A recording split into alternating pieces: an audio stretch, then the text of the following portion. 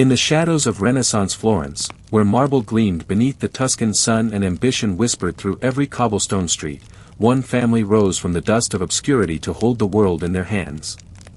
They were not born kings, yet they crowned emperors. They were not ordained priests, yet they shaped the very soul of the church. The Medici, bankers, poets, tyrants, saints, wove their bloodline through centuries like golden thread through dark velvet, leaving behind cathedrals that touch heaven and sins that still echo in history's quiet corners. Theirs is a story of genius and greed, of art that transcends time and violence that stained it red. Tonight, as the world grows soft and still, let us walk together through their halls of power, where every fresco hides a secret and every crown rests uneasy on ambitious heads. Before we begin this journey through marble corridors and midnight conspiracies, let me ask something gentle of you. If these words carry you closer to sleep, if this voice becomes a companion in your quiet hours, consider letting this channel rest beside your pillow too. A simple subscription costs nothing but means the world continues turning here, night after night, story after story. No pressure, only an invitation, like leaving a door open for an old friend. Now, settle deeper into comfort. Let the weight of the day slip away. The Medici are waiting, and their story unfolds softly, just for you. Florence in the 14th century smelled of wool and ambition, a city where fortunes rose from the river's damp stones and fell just as quickly into the Arno's muddy currents. The streets twisted like secrets, narrow and shadowed, where merchants' voices competed with church bells and the rhythmic clang of metalworkers' hammers. Here, in this republic of calculated chaos, where democracy wore the mask of oligarchy and every family plotted against its neighbor's success, the Medici were nothing special. Just another name among hundreds, another household trying to climb from comfortable obscurity towards something resembling influence. They were not warriors draped in ancestral glory. They owned no vast estate stretching to horizons painted by generations of inherited land. They were traders, bankers, men who understood that gold flowed better than blood and lasted longer than bronze swords rusting in forgotten armories. Giovanni di Bicci de' Medici was born into this world in 1360, arriving with no prophecy attached to his name, no comet marking his significance. His childhood passed unremarkably, filled with the practical education of merchant sons, numbers and letters, the weight of coins in calloused palms, the subtle art of reading truth in another man's eyes. Florence taught its children early that survival meant calculation, that sentimentality was a luxury purchased only after security. Giovanni learned these lessons well, perhaps too well for a boy who might have preferred poetry to profit margins. But fate rarely asks our preferences. It simply places us in the current and watches how we swim. His true education began not in Florence's counting houses but in Rome, where he apprenticed with a distant relative who managed the papal bank. Rome in those years was recovering from decades of absence. The popes had fled to Avignon, leaving the eternal city to crumble into dangerous beauty, ruled by families whose names appeared more often in blood feuds than in diplomatic correspondence. Young Giovanni walked through forums where emperors once spoke to gods, past temples converted to churches, monuments to pride slowly dissolving into the earth that birthed them. He saw how money moved through the church's veins like sacred blood, how cardinals needed loans as desperately as merchants, how even spiritual power required earthly funding. The lesson settled deep in his bones: whoever controlled the church's finances controlled more than gold, they controlled access to heaven's gatekeepers. Giovanni proved himself exceptional at the invisible arts of banking. While others sought glory in public squares, he mastered the quiet power of the ledger, the perfectly timed loan, the favor granted before it was asked. He understood that gratitude created stronger chains than obligation, that a man who owed you money was temporarily yours, but a man who felt you'd saved him became loyal in ways gold couldn't purchase. When his relative died, Giovanni found himself positioned perfectly, skilled, trusted, aware of opportunities that others couldn't see because they were too busy looking at obvious prizes. He returned to Florence not as a conquering hero but as a man carrying something more valuable: connections, knowledge, and the patience to let investments mature like wine in dark cellars, untouched by impatient hands. In 1397, Giovanni purchased a small bank that previous owners had run into disrepair, its reputation tarnished, its ledgers bleeding red. Most saw a failing enterprise. Giovanni saw a blank canvas. He rebuilt carefully, selecting clients with the precision of an artist choosing pigments, not the wealthiest, not the most powerful, but those whose fortunes were rising, who would remember kindness shown during lean years. He lent to wool merchants expanding their operations, to artists commissioned for projects beyond their current means, to minor nobles whose titles meant more than their treasuries could support.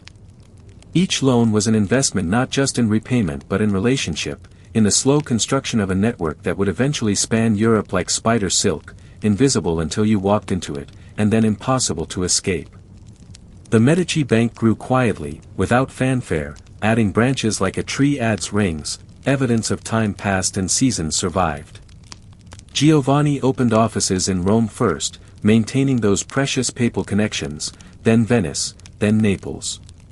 Each branch operated semi-independently, managed by trusted partners who received shares of profits rather than mere salaries.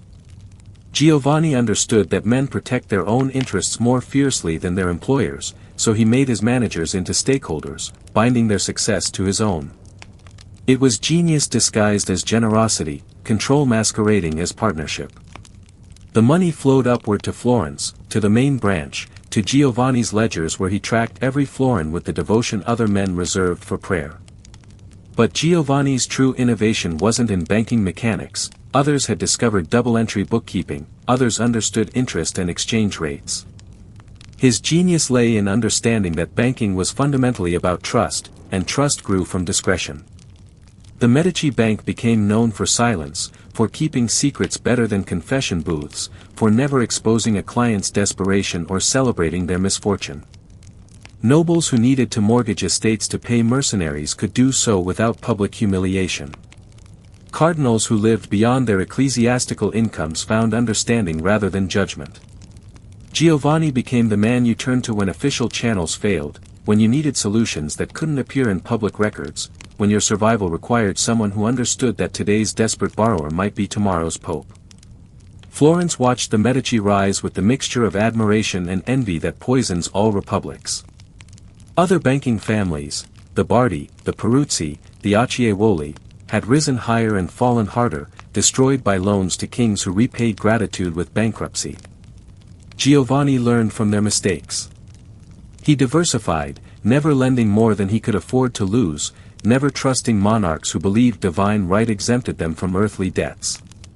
When England's Edward III defaulted on massive loans, destroying Florence's greatest banks, the Medici weathered the storm because Giovanni had refused the bait of royal contracts. Smaller profits, he reasoned, were better than spectacular collapse. Slow growth outlasted dramatic rises. Patience defeated ambition every time. And so, as the 14th century gave way to the 15th, as Florence's will trade enriched the city and the Renaissance began painting its first tentative brushstrokes across Europe's imagination, Giovanni di Bicci de' Medici found himself wealthy beyond his grandfather's dreams and powerful in ways that couldn't be measured in Florence alone. He had married well, Piccarda Buri brought him sons and stability, a partnership built on mutual respect rather than passion's unstable foundation. His household ran efficiently, modestly, without the ostentatious display that marked families desperate to prove their arrival. Giovanni understood that true wealth whispered rather than shouted, that the most dangerous power was the kind your rivals didn't recognize until they'd already lost. Giovanni's sons grew up in a household where money was discussed like weather, constantly, casually, as an elemental force shaping everything without requiring explanation. Cosimo, the eldest, absorbed his father's lessons through observation more than instruction, watching how Giovanni handled disputes with the calm of a man who knew that today's enemy might be tomorrow's necessary ally. Lorenzo, the younger son, possessed a sharper tongue and quicker temper, traits that made him valuable in negotiations where intimidation served better than patience. Together, they represented the dual nature of Medici power, Cosimo's velvet glove and Lorenzo's iron fist, both hands belonging to the same body, working toward identical goals through complementary methods. Giovanni trained them personally in the bank's operations, walking them through ledgers until numbers became a language more fluent than Latin. He taught them that every transaction told a story, not just of money changing hands, but of human desperation, ambition, fear, hope. A loan request from a merchant whose previous ventures failed spoke of resilience or delusion, and determining which required reading between the lines of financial statements into the territory of human character. A noble seeking funds to outfit mercenaries might be defending his lands or plotting expansion, and the Medici bank's survival depended on distinguishing patriotism from recklessness. Cosimo excelled at these subtle readings, seeing patterns in behavior that others missed, understanding that people revealed themselves most honestly when their backs pressed against financial walls. The bank's success brought Giovanni into Florence's political machinery, that complicated dance of supposed democracy where merchant guilds elected leaders who somehow always came from the same dozen families. Giovanni served terms in various civic positions, nothing too prominent, nothing that drew excessive attention, but always present, always voting, always part of the conversation when decisions needed making.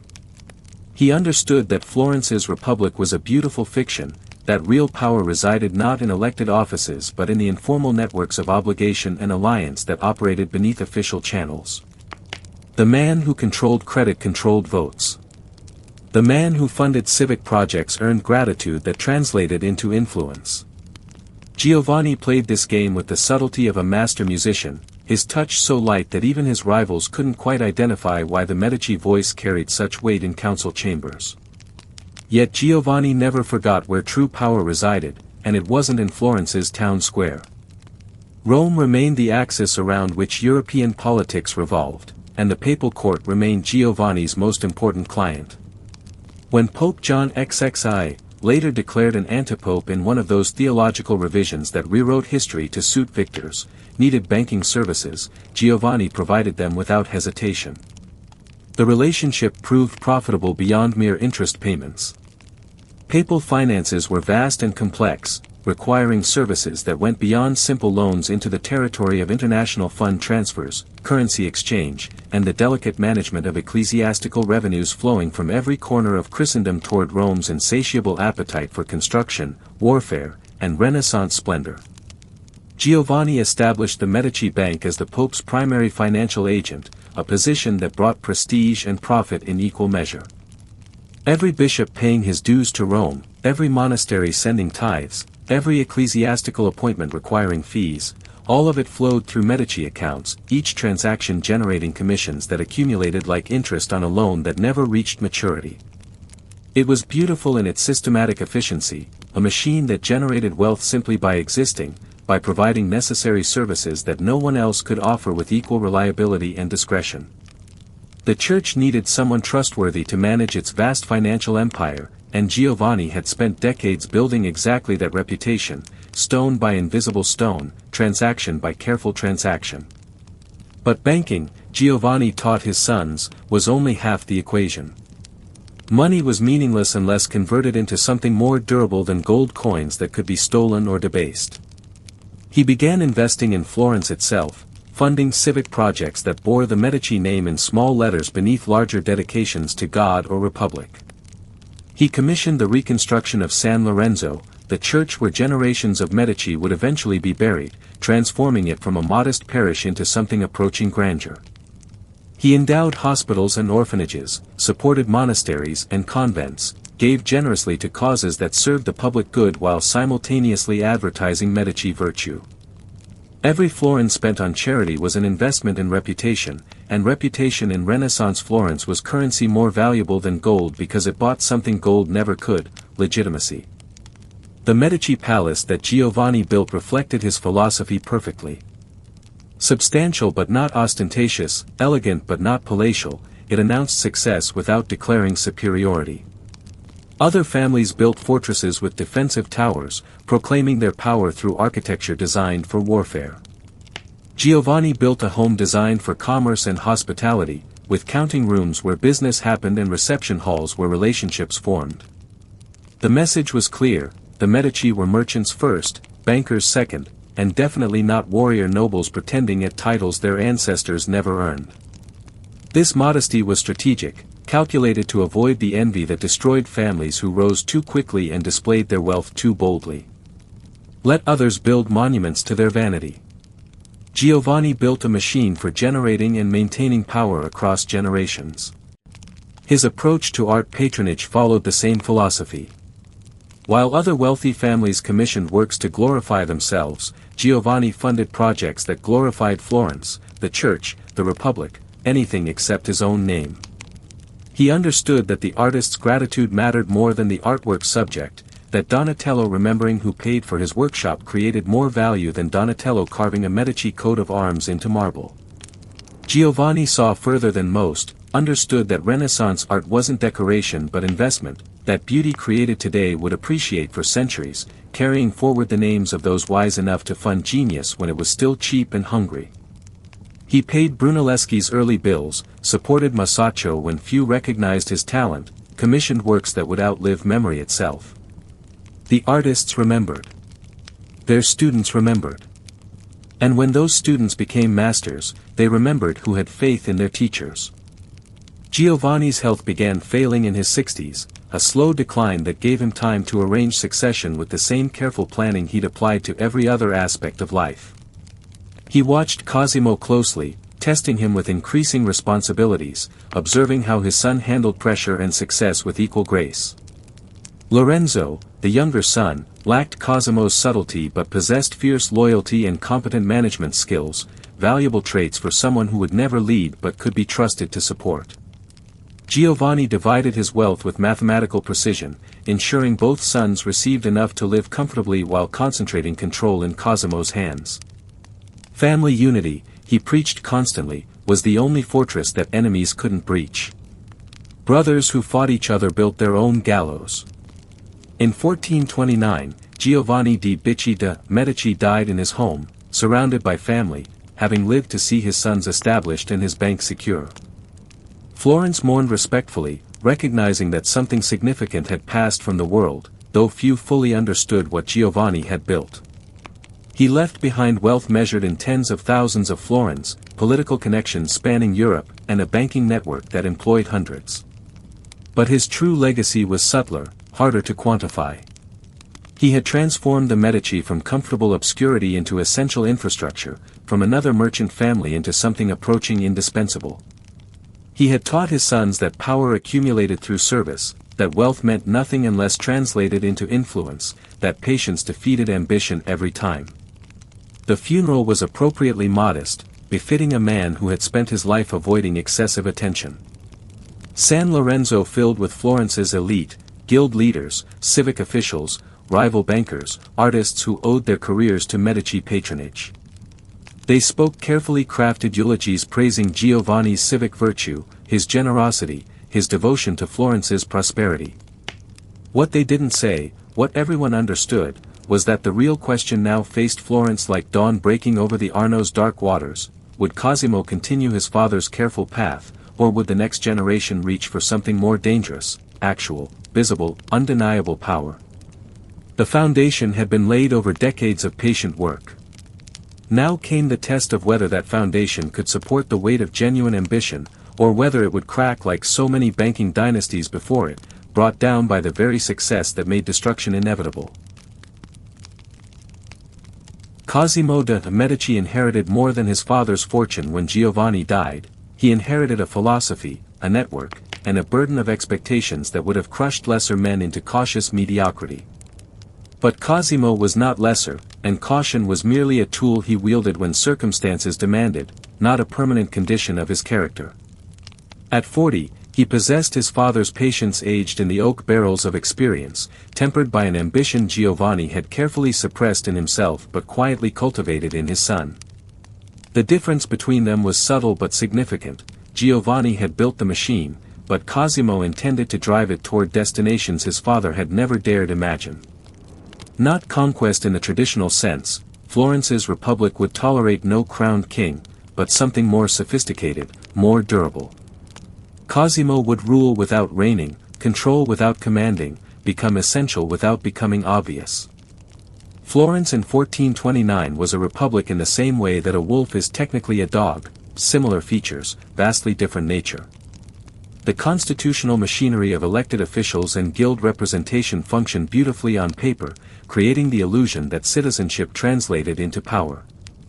Reality was messier, darker, infinitely more interesting. A small oligarchy of wealthy families controlled the city through networks of patronage and intimidation, manipulating elections with the casual efficiency of puppeteers who'd forgotten they were supposed to hide the strings. The Albizzi family stood at the oligarchy's apex, their patriarch Rinaldo wielding influence accumulated over generations of carefully arranged marriages, strategic violence, and old money's assumption that dominance was birthright rather than achievement. Rinaldo watched the Medici rise with the wariness of an aging predator sensing younger competition approaching his territory. Cosimo recognized the threat Rinaldo represented, understood that old money despised new wealth with a fervor usually reserved for heretics and traitors. The Albizzi had defended Florence's walls when the Medici were still dyeing wool in questionable neighborhoods. They had loaned money to emperors when Giovanni was learning arithmetic. They considered themselves Florence's natural aristocracy, and Cosimo's growing influence felt like trespass, like some merchant's son forgetting his proper place in the hierarchy of things. But Cosimo had studied power the way other men studied scripture, and he knew that aristocratic pretension was no match for economic necessity. The Albizzi could trace their lineage to Charlemagne if they wished. Cosimo controlled the credit that kept their lifestyle functional. He expanded the bank aggressively, opening new branches in Geneva, Bruges, London, placing trusted managers in each location with instructions to prioritize relationships over immediate profit. Every loan was an investment in future loyalty. Every favor granted created obligation that could be called upon when circumstances demanded. Cosimo understood that banking was fundamentally about creating dependencies, making yourself essential to so many people that your fall would drag down everyone attached to you. It was mutually assured survival, a web spun so carefully that no one could cut a single strand without weakening the entire structure. Cardinals borrow to maintain appearances. Merchants borrow to expand operations. Nobles borrowed to pay mercenaries who protected borrowed land. And all of them, every single one, owed something to the Medici Bank, which meant they owed something to Cosimo himself. The wealth accumulated beyond anything Giovanni had imagined possible. Florence flowed into Medici coffers like rivers converging toward an inevitable sea, each transaction generating fees and interest that compounded into amounts that made earlier fortunes seem like practice runs. Cosimo kept meticulous records, tracking not just money but relationships, obligations, debts both financial and emotional. He knew which cardinals were desperate, which merchants were overextended, which nobles were one bad harvest from disaster. This knowledge was power's raw material, information that could be deployed surgically when needed, a timely loan extension here, a called debt there, generosity and ruthlessness applied with the precision of a surgeon's blade, cutting exactly deep enough to achieve the desired effect without causing unnecessary damage. But Cosimo was too intelligent to believe that wealth alone guaranteed security. Florence's history was littered with rich families who'd been exiled, murdered, or legislated into obscurity by rivals who understood that gold couldn't stop a mob or prevent a vote that turned legal decree into confiscation. Money bought opportunity, but opportunity required protection.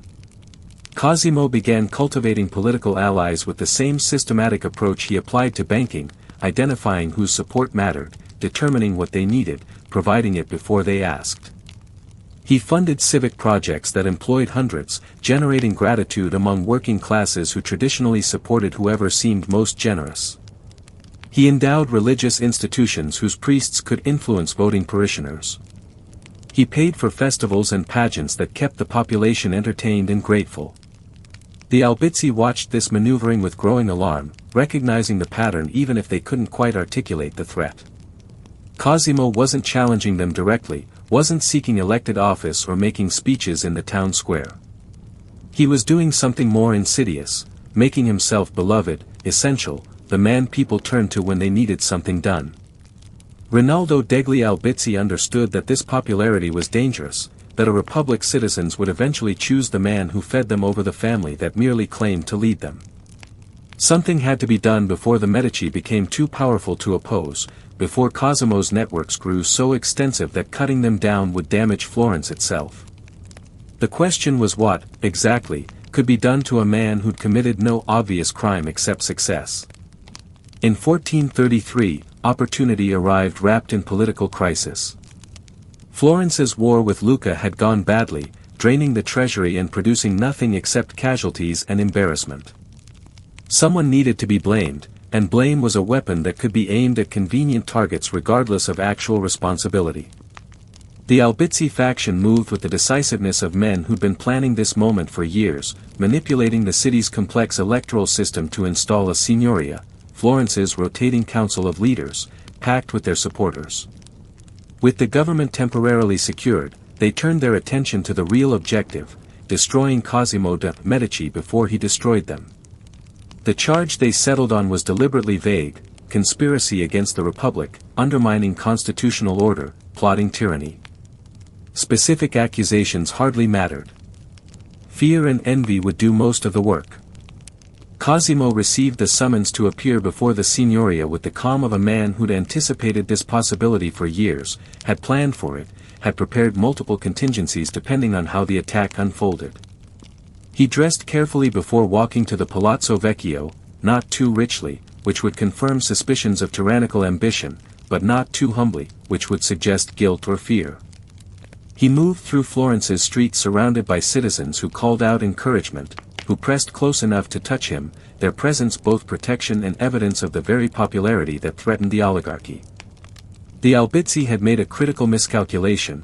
They assumed that arresting Cosimo would be the end of the story, when in fact it was merely changing the stage on which their conflict would be performed. The Palazzo Vecchio's bell tower became Cosimo's prison, a stone cell where Florence's merchant prince waited while his enemies debated his fate in rooms below. Rinaldo pushed for execution, clean, final, eliminating the problem permanently. But others hesitated, recognizing that killing Cosimo might trigger consequences worse than tolerating him. The Medici bank employed hundreds of Florentines directly and thousands indirectly. Cosimo's death might collapse the institution, spreading economic disaster through the city like plague through crowded streets. Cardinals in Rome who relied on Medici banking services sent quiet messages suggesting that harming Cosimo would damage relationships Florence couldn't afford to lose. Even some Albizzi allies wavered, calculating whether their interests aligned better with a living Cosimo in exile or a dead one whose martyrdom might inspire rebellion. Cosimo waited in his stone cell with remarkable composure, reading, praying, playing the game from a position of apparent weakness that was actually anything but.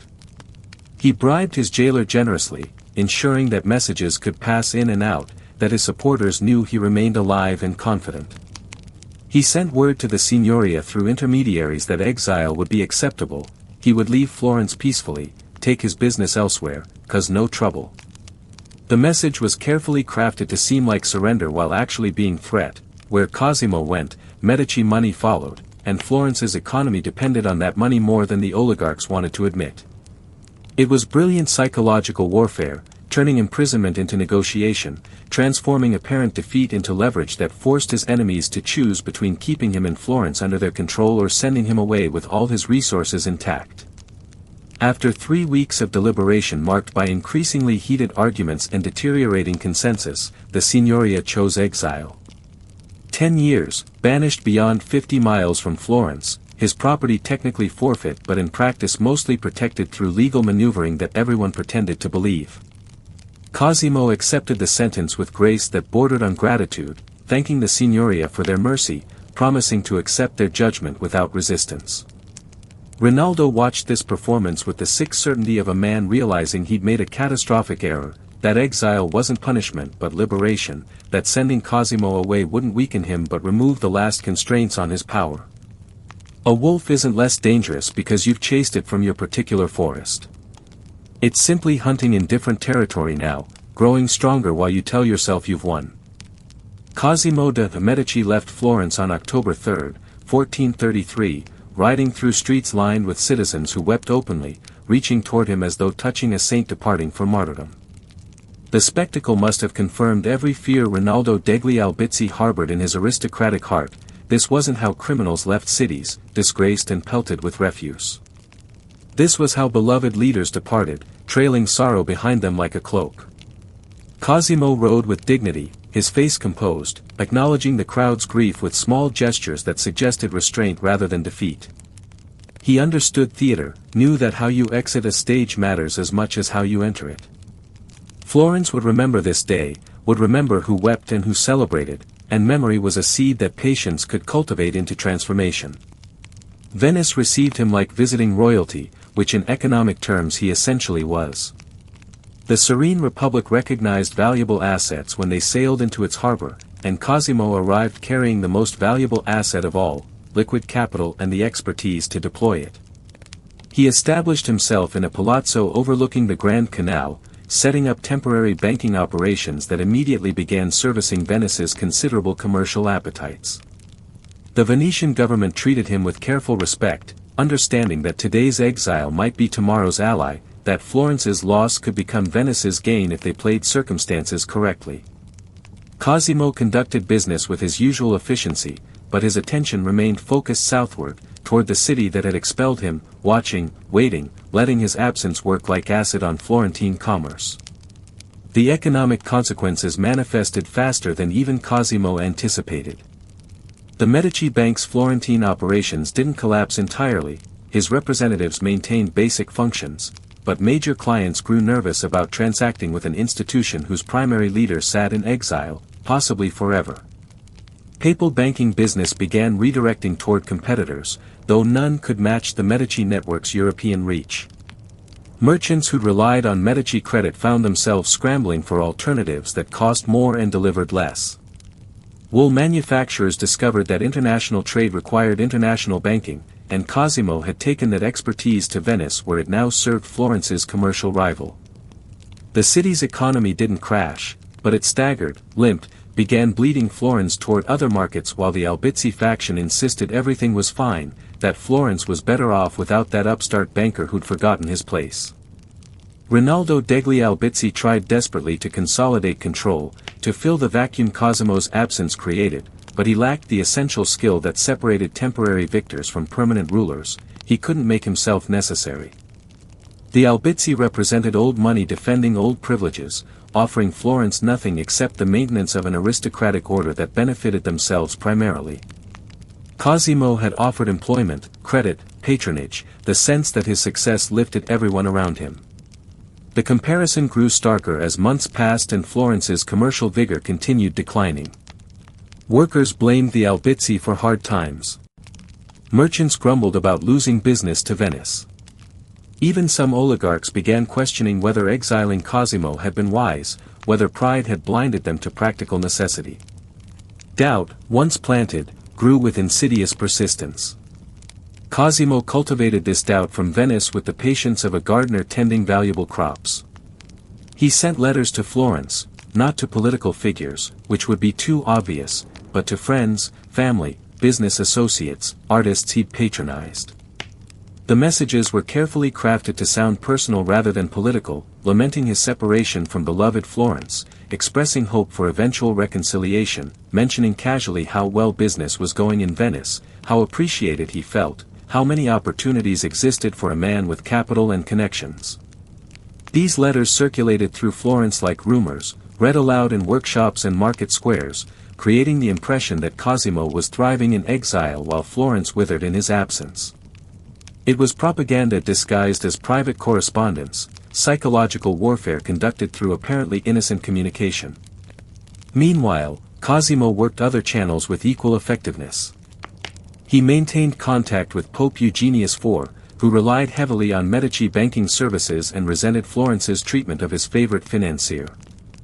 The Pope began making diplomatic suggestions to Florence's government, nothing so crude as demands, just friendly observations that perhaps Cosimo's exile had been excessive, that his return might improve relations between Florence and Rome. Cardinals echoed these sentiments in their own communications with Florentine officials.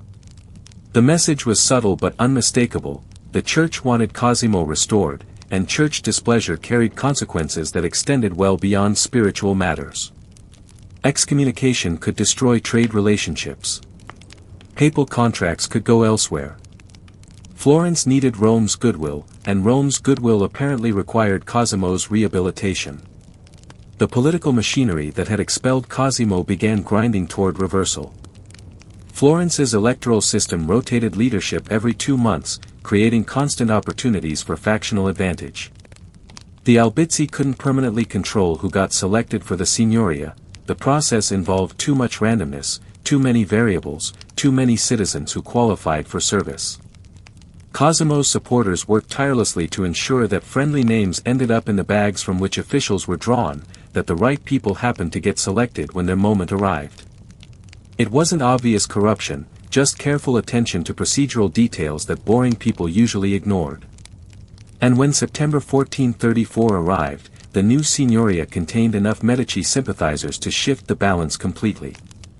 The recall decree passed with surprising ease, the official justification being that Florence needed all her sons during difficult times, that past conflicts should be forgiven in the interest of civic unity.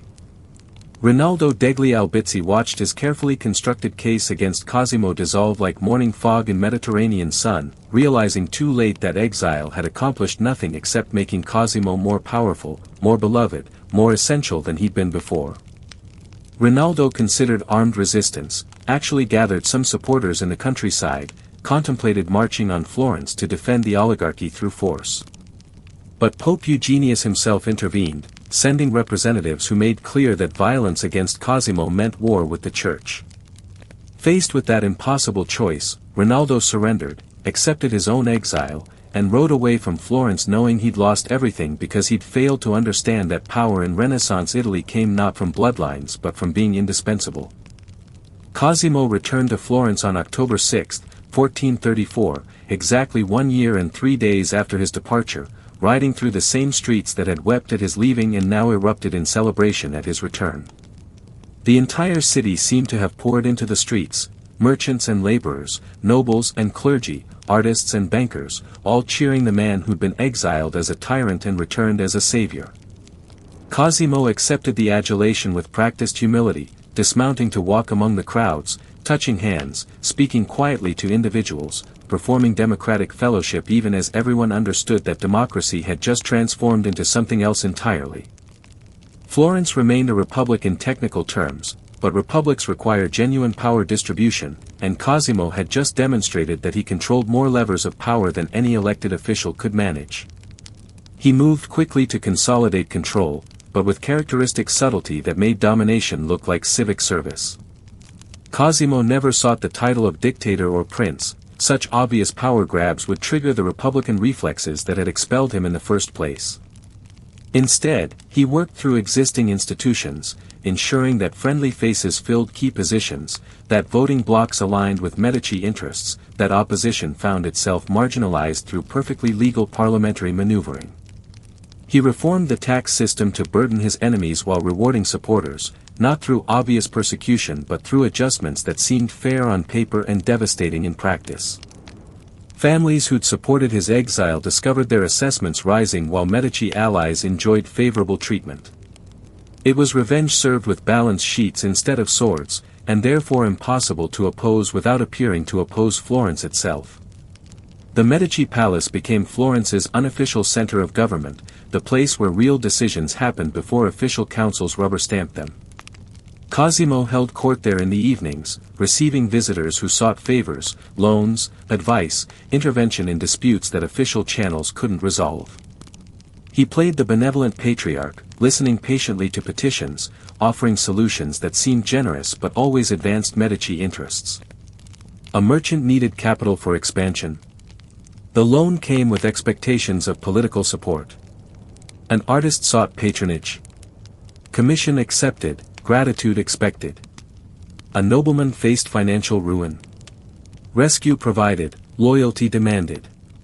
Cosimo built obligations systematically, creating a network of dependency so extensive that opposing him meant opposing hundreds of Florentines whose fortunes he controlled. And through it all, he maintained the fiction that Florence remained a republic, that he was merely a private citizen serving his city's interests, that any influence he wielded came from respect rather than power. The pretense was transparent, everyone knew Cosimo ruled Florence more completely than any elected official could, but the pretense mattered enormously. It allowed Florence to maintain its republican identity while functioning as an oligarchy run by one man.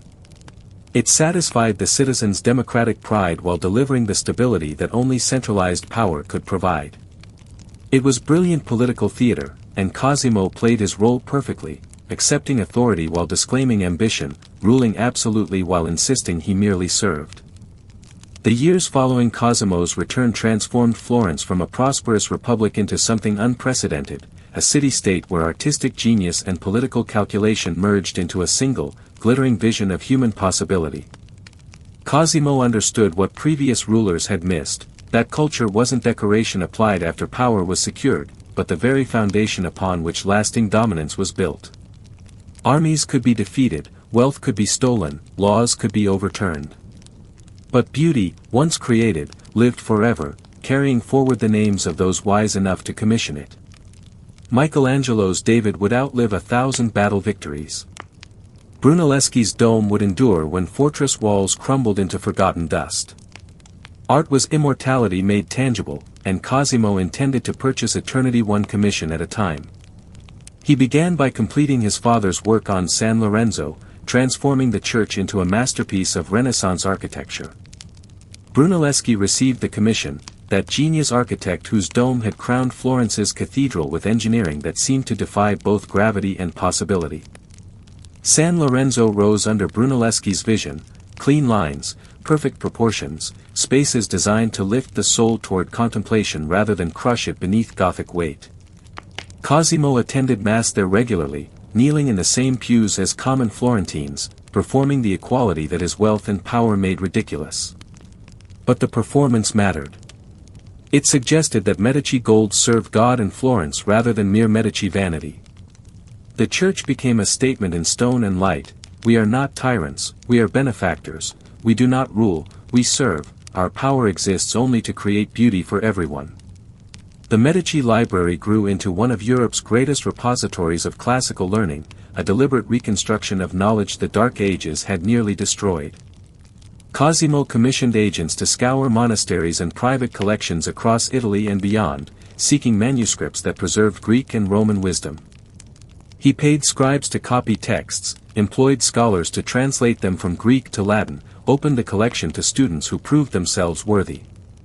It was cultural archaeology conducted with bankers' efficiency and philosophers' passion. Every recovered manuscript was a victory against ignorance, every translation an act of resurrection bringing ancient voices back to life. Plato and Aristotle, Cicero and Virgil, their words filled Medici's shelves, available to anyone Cosimo deemed serious about learning. Education became another form of patronage, another way of binding Florence's intellectual class to Medici generosity. Cosimo's relationship with artists transcended simple patronage into something approaching collaboration. He didn't merely commission works and accept whatever got delivered, he engaged with the creative process, discussing composition and theology, suggesting modifications that served both aesthetic and political purposes. When he hired Fra Angelico to paint the San Marco monastery's cells with scenes of transcendent spirituality, Cosimo insisted on a cell for himself, a simple room where he could retreat from power's demands into contemplation's peace. The gesture was partly genuine and partly calculated, showing Florence that even their unofficial ruler recognized higher authorities than wealth or politics. Fra Angelico's frescoes glowed with divine light, transforming bare cells into windows onto heaven, proving that Christian faith and Renaissance humanism could coexist beautifully when funded generously. Donatello became something close to a Medici family artist, his sculptures adorning churches and palaces Cosimo controlled. The bronze David that Donatello created for the Medici palace courtyard was revolutionary, the first freestanding nude sculpture since antiquity, a celebration of human beauty that would have scandalized previous generations. But Florence in the 1440s, under Cosimo's influence, had grown sophisticated enough to appreciate classical forms, to see naked bronze not as scandalous but as homage to ancient excellence. The statue stood in a courtyard where visitors could admire it, a statement that the Medici valued art's highest achievements regardless of convention's restrictions. It whispered dangerous truths, that human bodies were worth celebrating, that classical paganism contained wisdom Christianity shouldn't fear, that beauty justified nearly anything. Philosophy received equal attention to visual arts. Cosimo founded and funded the Platonic Academy, bringing together scholars to discuss ideas that church authorities viewed with justified suspicion. Plato's philosophy, with its emphasis on ideal forms and philosopher kings, threatened Christian orthodoxy's monopoly on truth. But Cosimo protected his philosophers with wealth and influence that made them untouchable. Marsilio Ficino and his colleagues debated free will and eternal souls, translated Greek texts that questioned church doctrine, developed humanist philosophies that placed human dignity at creation's center rather than leaving it prostrate before divine authority. Cosimo attended these discussions when time permitted, genuinely interested in ideas even as he recognized their utility. A patron of dangerous philosophy couldn't be accused of being merely a tyrant. Tyrants feared ideas. Cosimo funded them. The city itself became his canvas. Cosimo commissioned public works that improved Florence's infrastructure while advertising Medici generosity. Bridges repaired, roads paved, aqueducts rebuilt, each project employed hundreds of workers who understood that Medici gold filled their purses. Public festivals grew more elaborate, funded from Cosimo's personal treasury but officially sponsored by the Republic. Florence's citizens enjoyed spectacles that cost fortunes, pageants and processions that transformed ordinary streets into theater celebrating the city's glory. And always, subtly, the Medici presence appeared, their coat of arms decorating buildings, their representatives organizing festivities, their name attached to every public improvement. Cosimo bought love wholesale, distributed it retail, and received compound interest and loyalty that no bank could measure. But generosity had its limits, and Cosimo never forgot that velvet gloves required iron fists inside them. Families who opposed him too vocally found themselves financially ruined through entirely legal means, tax assessments that crushed their wealth, loans recalled at inconvenient moments, business opportunities redirected toward more cooperative citizens. Cosimo rarely resorted to violence, understanding that economic destruction was cleaner and more durable than assassination. A murdered enemy became a martyr. A bankrupted enemy became a cautionary tale. The message spread through Florence like frost across windows: cooperate and prosper, oppose and perish. Most chose cooperation, discovered it paid better than principle, learned to love the man they couldn't safely hate. The Pope remained crucial to Cosimo's power structure, and he managed that relationship with the care a jeweler applies to valuable stones. When Pope Eugenius IV died in 1447, Cosimo's influence helped elect Nicholas V, a humanist scholar sympathetic to Medici interests. Nicholas proved a perfect partner. He loved books and art as much as Cosimo did, understood that the Church's power depended partly on beauty that inspired awe in illiterate peasants and sophisticated nobles alike. Together, they funded projects that enriched both Rome and Florence, creating a cultural axis that dominated Italian politics and artistic production. The Medici Bank continued managing papal finances, those vast rivers of ecclesiastical revenue that flowed from every corner of Catholic Europe toward Rome's insatiable appetite for grandeur. Every transaction generated fees that enriched Cosimo's coffers while binding the Church ever tighter to Medici service. Foreign policy required equal attention. Cosimo understood that Florence's independence depended on maintaining balance among Italy's competing powers: Milan, Venice, Naples, the Papal States, all jockeying for advantage in an endless dance of alliance and betrayal.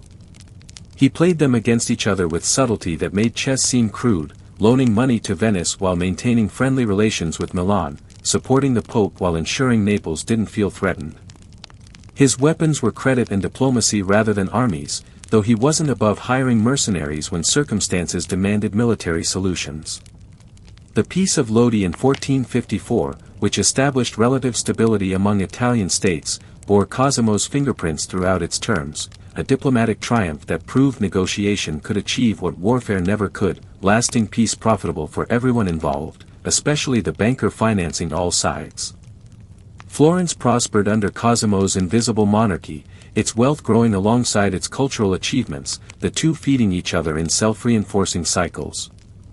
Prosperity funded art, art attracted talent, talent created beauty, beauty drew visitors, visitors spent money, money generated prosperity. The Medici sat at this cycle's center like spiders in perfectly constructed webs, controlling nothing directly but influencing everything through strategic touches. Cosimo aged into his role, his hair whitening, his face carving itself into the stern benevolence of a patriarch who'd earned authority through decades of service. Florence called him Pater Patrii, father of the fatherland, and he accepted the title with appropriate humility, as though civic gratitude had forced it upon him rather than careful cultivation of exactly this recognition.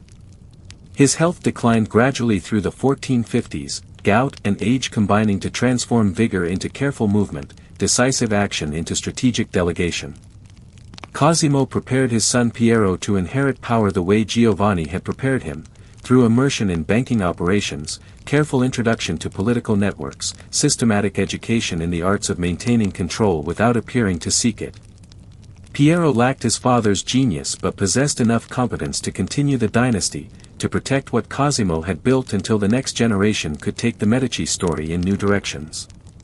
Succession planning was just another form of investment, planting seeds that would bear fruit after the gardener's death, ensuring that the work of decades didn't collapse with one man's final breath.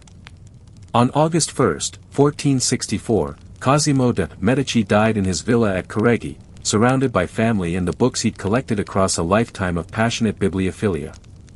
He was 75 years old, had ruled Florence for 3 decades without ever holding supreme office, had transformed a prosperous city into a cultural capital whose influence would echo through centuries. Florence mourned genuinely, recognizing that something irreplaceable had passed from the world.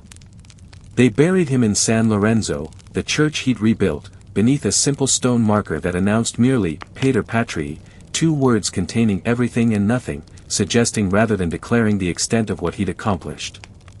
The republic he'd subverted while preserving survived him, would continue surviving under Medici guidance, proving that his greatest achievement wasn't any single commission or political victory but the system itself, a machine for generating and maintaining power across generations, beautiful enough that people loved it even as it controlled them, subtle enough that domination felt like service, and durable enough to outlast the man who'd perfected it.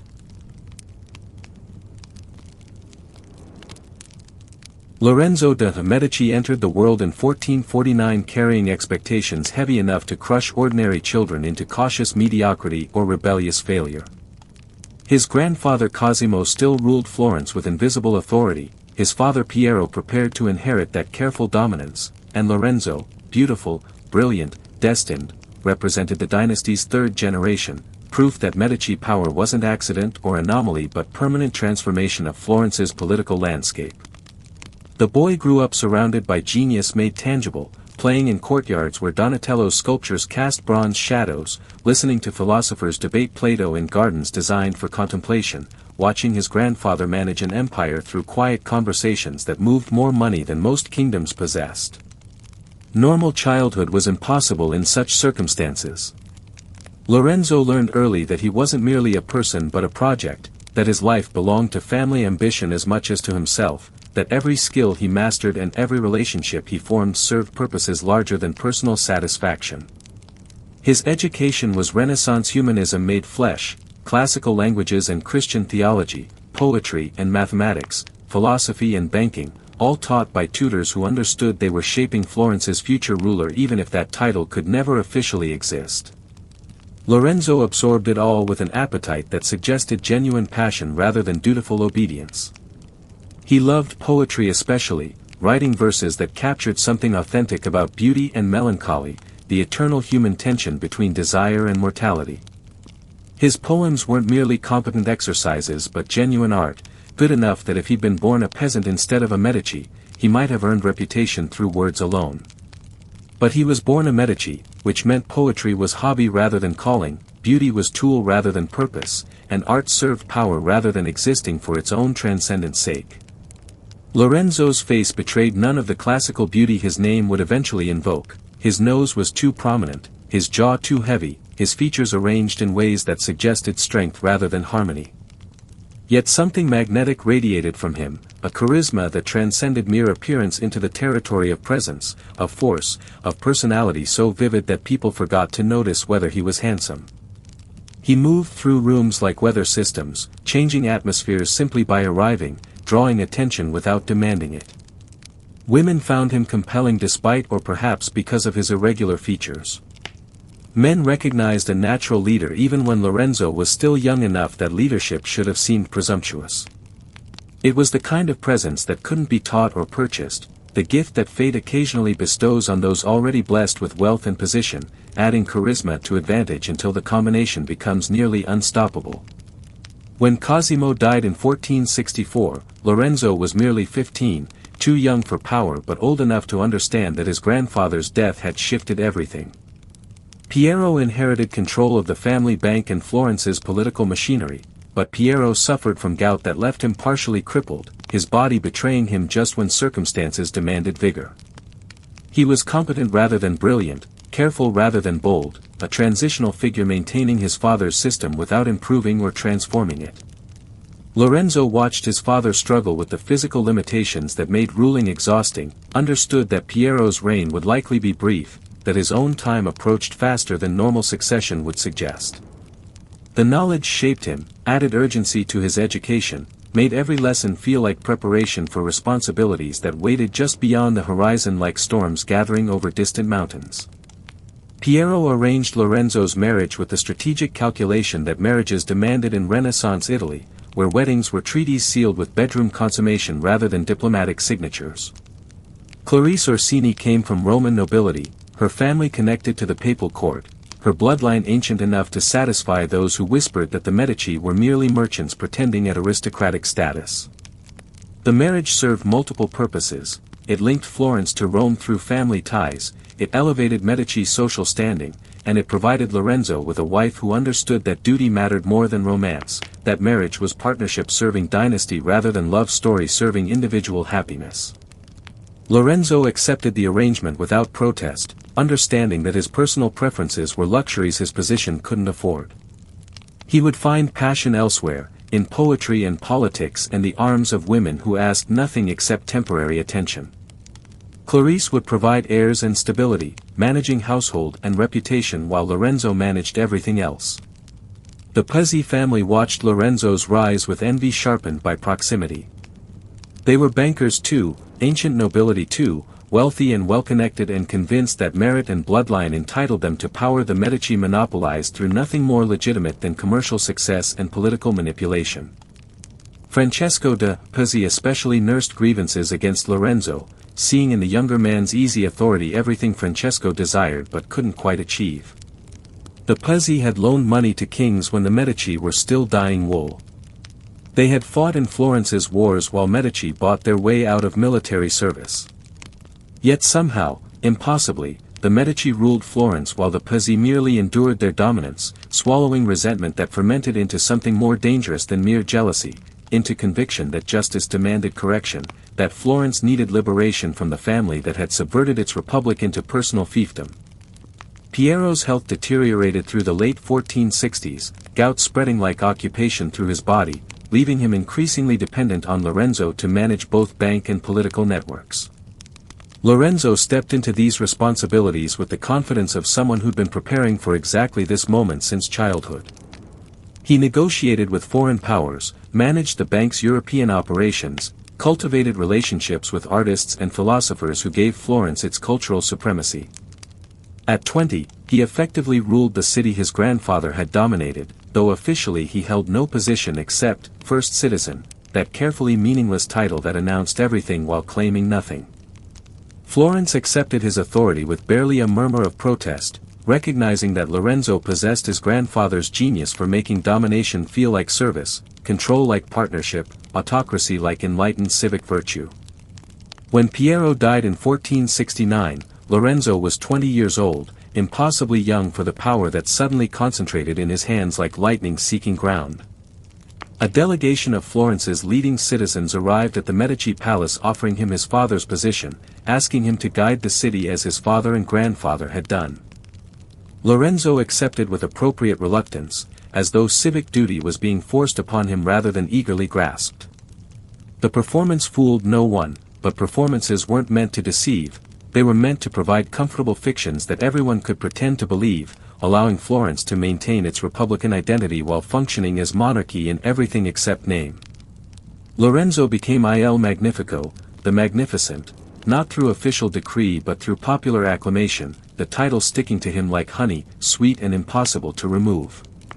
He ruled differently than Cosimo had, with more visibility and flash, less subtlety and patience. Where Cosimo had worked through shadows, Lorenzo commanded from center stage. Where Cosimo had pretended merely to advise, Lorenzo made decisions and expected obedience. The difference reflected partly personality. Lorenzo was natural performer where Cosimo had been backstage director, but also reflected changed circumstances. By the 1470s, Medici dominance was fact rather than aspiration.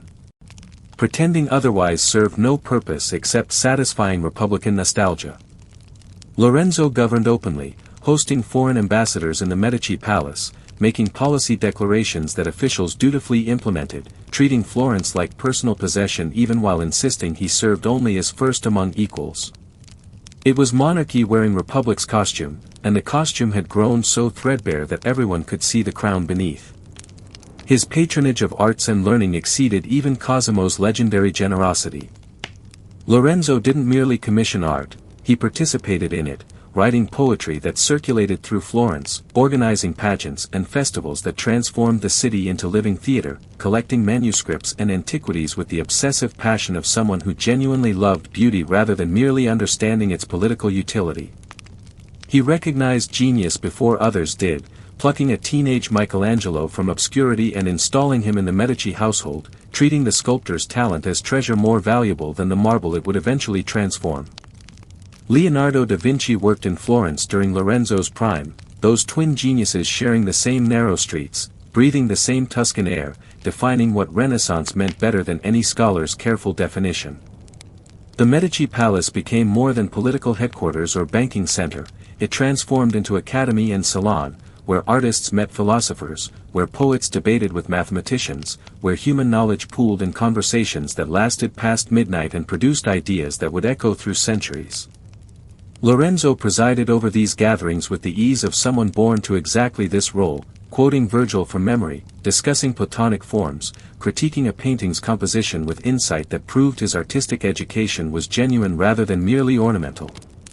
He was real Renaissance man, the ideal humanist who could master multiple disciplines because he recognized that art and science, poetry and politics, beauty and power all flowed from the same source, human genius unleashed from medieval restrictions, free to explore its full magnificent potential. But genius required funding, and funding required the bank to remain profitable, and the bank's profitability was beginning to slip like rope through careless hands. The Medici commercial empire that Cosimo had managed so carefully was sprawling and complex, with branches across Europe operated by managers who sometimes prioritized personal profit over institutional health. Lorenzo lacked his grandfather's meticulous attention to banking details, found ledgers boring compared to philosophy, preferred commissioning masterpieces to auditing accounts.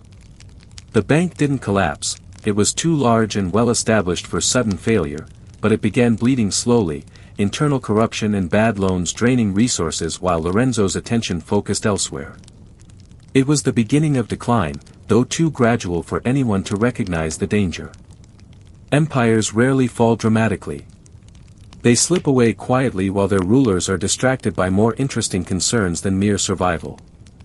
The conspiracy that would nearly destroy Lorenzo formed in shadows darker than any Medici intrigue had ever cast, weaving together threads of papal ambition, aristocratic resentment, and pure murderous calculation into a plot that belonged more to classical tragedy than Renaissance politics.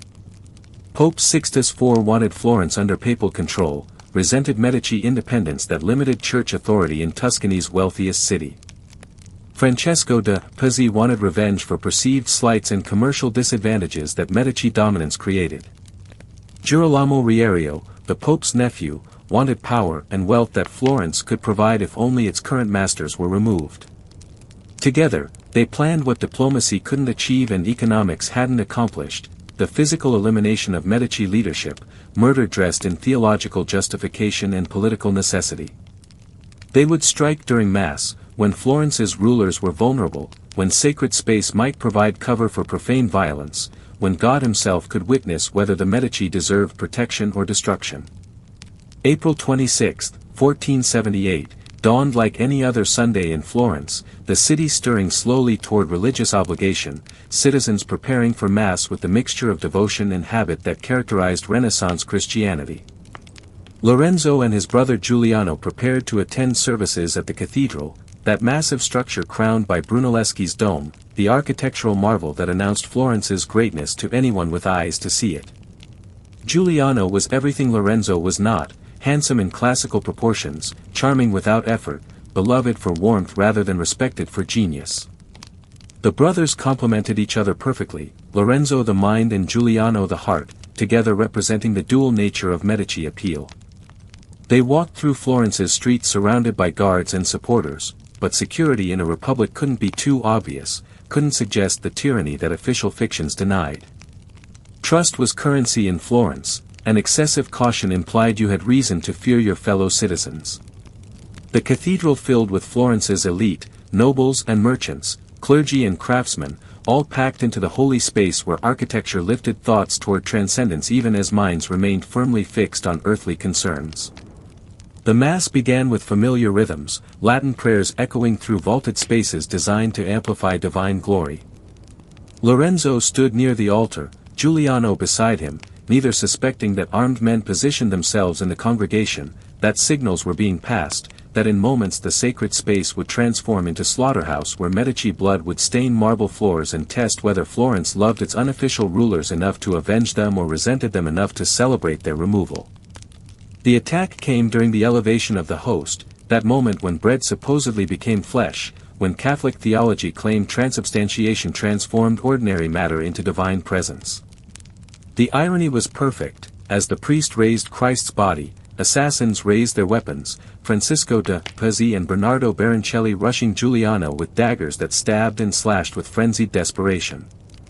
Giuliano fell immediately, 19 wounds opening his body to mortality's final truth, his blood pooling on consecrated ground while his brother fought for survival mere feet away. Lorenzo faced his own attackers, priests corrupted into killers, their blades seeking his throat even as his hand reached for his sword. Steel rang in church acoustics never meant for battle sounds, shouts and screams replacing hymns, violence flooding through sacred space like blasphemy made tangible. Lorenzo survived through combination of skill and luck, his sword deflected killing blows, his companions rallied to protect him, and the assassins lacked the cold efficiency that successful murder required. He retreated toward the sacristy, bleeding from neck wound that missed the artery by margins measured in fractions of inches, his supporters slamming doors and barricading themselves inside while outside the cathedral erupted into chaos. The conspiracy's architects had assumed that killing the Medici brothers would trigger popular uprising, that Florence's citizens would celebrate liberation from banking dynasty that had subverted republican virtue. They had fundamentally misunderstood the city they sought to liberate. Florence didn't love the Medici because of propaganda or intimidation. Florence loved them because 3 generations of strategic generosity had made Medici success synonymous with Florentine prosperity, because attacking the family felt like attacking the city itself. The mob's fury was immediate and absolute, a wave of violence that swept through Florence seeking conspirators with the blind rage of organism defending itself from infection.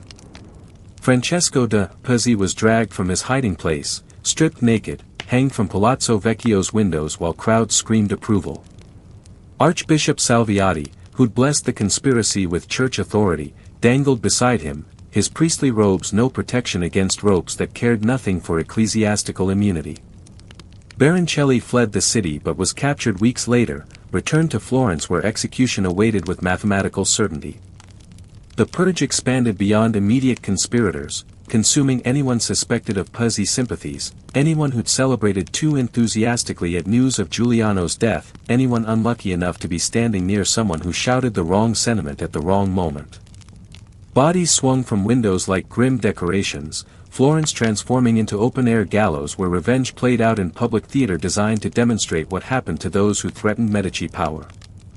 Lorenzo emerged from the sacristy once his supporters confirmed the palazzo was secure, his neck wrapped in bandages that would scar but heal, his heart wrapped in grief that would scar permanently. Giuliano's death broke something in Lorenzo that never fully repaired. They had been brothers in the deepest sense, partners who'd shared everything except Lorenzo's burden of leadership. Now that burden weighed heavier, carried alone, the loneliness of power amplified by loss that no revenge could truly satisfy. Lorenzo attended Giuliano's funeral with composure that suggested strength but concealed devastation, watched his brother buried in San Lorenzo near the grandfather and father who'd built everything this conspiracy had tried to destroy. The family crypt grew more crowded with each generation, marble tombs accumulating like receipts documenting the price that power demanded from those who wielded it. Pope Sixtus IV responded to his conspiracy's failure with outrage that would have been comical if it hadn't carried genuine danger. He excommunicated Lorenzo, placed Florence under interdict that supposedly severed the city from God's grace, and raised an army to punish Tuscany for executing conspirators who happened to include church officials. The theological absurdity was obvious. The Pope blessed murder then condemned the victim for surviving and retaliating, but absurdity didn't diminish the military threat. Papal and Neapolitan forces invaded Florentine territory, burning villages and destroying crops, proving that spiritual authority backed by temporal violence was deadlier than either alone. Florence's republic rallied behind Lorenzo despite excommunication, choosing earthly prosperity over heavenly threats, demonstrating that Medici rule had evolved beyond mere political control into something resembling genuine popular support, or at least pragmatic recognition that alternatives looked worse than accommodation. The war dragged through months of expensive stalemate, both sides bleeding resources without achieving decisive advantage, armies marching across Tuscany accomplishing nothing except destruction that impoverished everyone involved. Lorenzo recognized that military victory was unlikely. Florence's forces were adequate for defense but insufficient for conquest, and the Pope's coalition could sustain losses indefinitely while Florence's commercial economy suffered. Everyday warfare continued. Diplomacy was required, but diplomacy with the Pope meant acknowledging defeat in some form, meant giving Sixtus a victory he could claim even if substance remained unchanged. Lorenzo considered his options with the cold calculation that political survival demanded, weighing pride against pragmatism, symbolic concessions against substantive damage. The answer presented itself with dangerous clarity. He would have to negotiate personally, travel to Naples where Florence's enemies gathered, place himself in their hands and trust that his value alive exceeded his value dead. In December 1479, Lorenzo sailed to Naples carrying nothing except his reputation and the slender hope that King Ferrante valued stability over revenge. It was magnificent gesture or suicidal folly, depending on perspective, Florence's unofficial ruler delivering himself to enemy hands, gambling that personal charisma could accomplish what armies couldn't. The journey took 3 months of delicate negotiation, Lorenzo deploying every skill his education had provided, arguing that continued warfare served no one's interests, that Florence's prosperity enriched the entire region, that Medici rule maintained order more effectively than papal occupation ever could. He spoke of shared commercial interests, of the dangers that French intervention would pose if Italian states didn't unite, of the beauty and culture that Florence contributed to civilization itself. Ferrante listened, calculated, recognized that Lorenzo made sense even if supporting him meant betraying papal alliance. The peace Lorenzo negotiated was triumph disguised as compromise. Florence made symbolic concessions that cost nothing substantial, acknowledged papal spiritual authority that had never been in serious question, and agreed to limits on anti-church rhetoric that Florence's government would enforce selectively at best.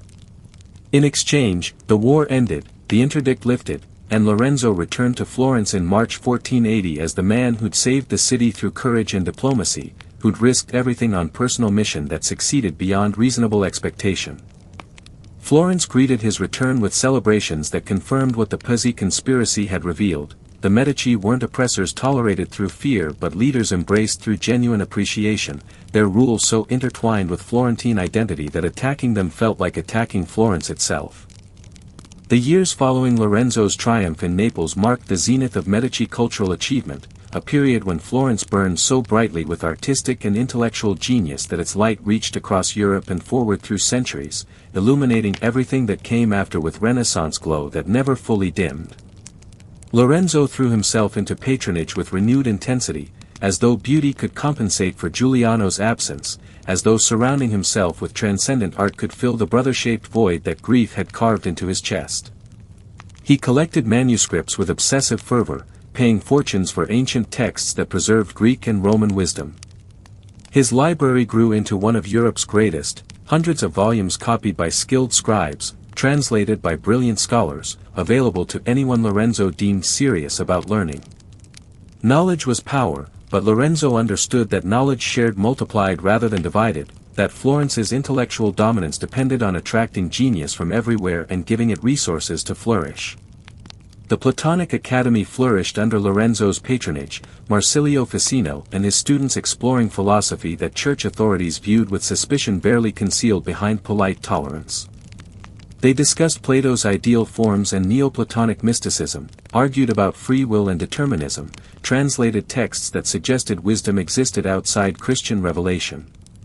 Lorenzo attended these discussions when his schedule permitted, contributing ideas that proved his philosophical education was genuine rather than performative. He understood these debates weren't merely academic exercises but challenges to orthodoxy's monopoly on truth, gentle revolutions happening in comfortable rooms where wine flowed and ideas circulated more freely than church doctrine officially allowed. The academy was dangerous in the best sense. It questioned everything, assumed nothing, treated human reason as capable of discovering truth without requiring divine revelation to guide every step. Michelangelo arrived in Lorenzo's household as a teenager, his genius already visible to anyone with eyes trained to recognize transcendence hiding in rough talent. Lorenzo saw in the young sculptor what Cosimo had seen in Donatello, someone whose work would outlive empires, whose name would echo through history long after Medici political power dissolved into footnotes. He installed Michelangelo in the Medici palace, treating him as family rather than servant, giving him access to the sculpture garden where classical statues provided education no academy could match. The boy studied marble with devotion that bordered on worship, learning from ancient masters through careful observation, absorbing techniques that had shaped gods and heroes from lifeless stone. Lorenzo watched this education with satisfaction that transcended mere patronage. He was investing in immortality, ensuring that Medici names would be remembered not for banking ledgers or political maneuvering but for recognizing and nurturing genius when it was young and hungry. Leonardo da Vinci worked in Florence during these golden years, his restless brilliance moving between projects with the inconsistency that genius often displayed when imagination exceeded discipline. Lorenzo commissioned works from Leonardo, though the artist's tendency to leave paintings unfinished tried even Medici patience. But Lorenzo understood that Leonardo's mind operated on different terms than ordinary craftsmen, that his genius lay not in completing commissions but in exploring possibilities that others couldn't imagine. The notebooks Leonardo filled with sketches and observations, flying machines and anatomical studies, hydraulic engineering and military fortifications, represented human curiosity unleashed from medieval limitations, free to wonder about everything without requiring permission or justification. Lorenzo's Florence gave such minds room to breathe, space to explore, resources to pursue visions that might never materialize but expanded human understanding simply by being conceived. Botticelli painted his masterpieces during Lorenzo's reign, those ethereal visions where classical mythology merged with Christian symbolism into something uniquely Renaissance. The birth of Venus emerged from Botticelli's workshop in the mid-1480s, that goddess rising from foam with expression suggesting she knew secrets about beauty and desire that language couldn't capture. The painting celebrated pagan mythology in ways that previous Christian centuries would have condemned as blasphemy, but Lorenzo's Florence had grown sophisticated enough to appreciate classical forms without fearing for their souls. Beauty justified itself, needed no theological excuse, stood as its own argument for existence.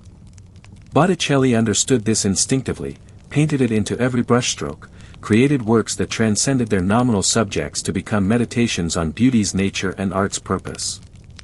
Yet beneath this cultural flowering, Florence's economic foundation was slowly crumbling like fresco exposed to rain.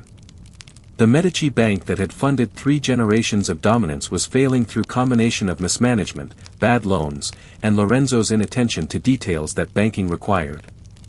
Branches across Europe accumulated losses that careful auditing would have caught early but Lorenzo's distraction allowed to metastasize.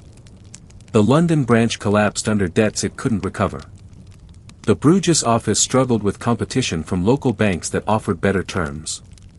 Even the Rome branch, historically most profitable, faced pressure as new banking families courted papal business that Medici competence no longer guaranteed.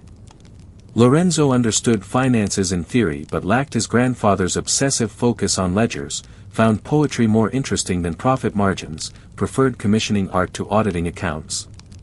The consequences wouldn't become catastrophic during his lifetime, but seeds of eventual Medici financial decline were planted in soil Lorenzo's neglect left fertile. Politics demanded constant attention that art could never fully distract him from providing.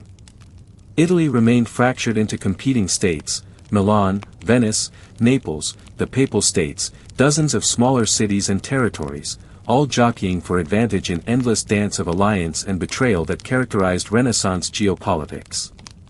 Lorenzo positioned Florence as mediator and balancer, using diplomacy and strategic marriages to maintain equilibrium that prevented any single power from dominating the peninsula. His daughter married into Rome's Orsini family, strengthening ties to papal court. His son Giovanni received a cardinal's hat at age 13, absurdly young but strategically brilliant, planting Medici's seed in church hierarchy that would eventually bloom into pontifical power. Every marriage, every alliance, every carefully negotiated treaty served the dual purpose of protecting Florence and advancing Medici interests, the two so thoroughly intertwined that distinguishing them was impossible even for Lorenzo himself.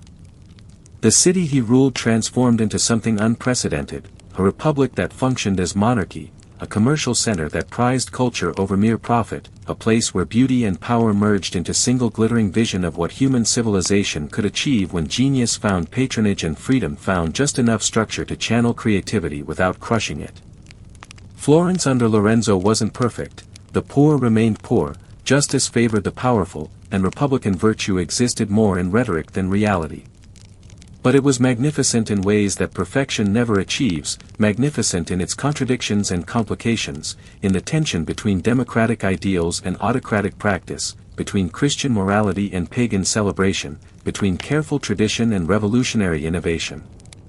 Lorenzo embodied these contradictions: poet and politician, art lover and ruthless operator, man who wrote verses about love's fleeting nature while calculating which marriages would best serve dynasty's eternal ambitions.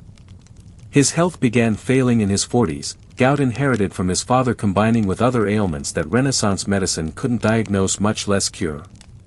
Lorenzo suffered through illnesses that left him weakened, aged him prematurely, transformed Il Magnifico into man who looked older than his years suggested.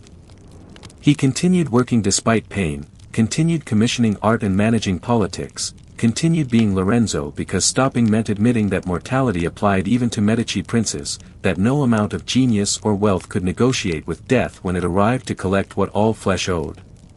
He retreated increasingly to his villa at Careggi, the same place where Cosimo had died, as though Medici tradition required leaders to exit life in countryside rather than city, surrounded by olive groves and Tuscan hills rather than marble palaces and political machinery. The final months brought philosophers and priests, Ficino discussing Platonic immortality while clerics administered sacraments that promised Christian salvation. Lorenzo accepted both, saw no contradiction between classical wisdom and Catholic doctrine, believed that truth had many faces and dogmatism was poverty's philosophy. He dictated final instructions to his sons, Piero and Giovanni, trying to compress lifetime's accumulated wisdom into advice they could remember and hopefully follow. He urged them to maintain alliances, to patronize artists, to manage the bank carefully, to remember that Medici power rested on being useful to Florence rather than merely ruling it.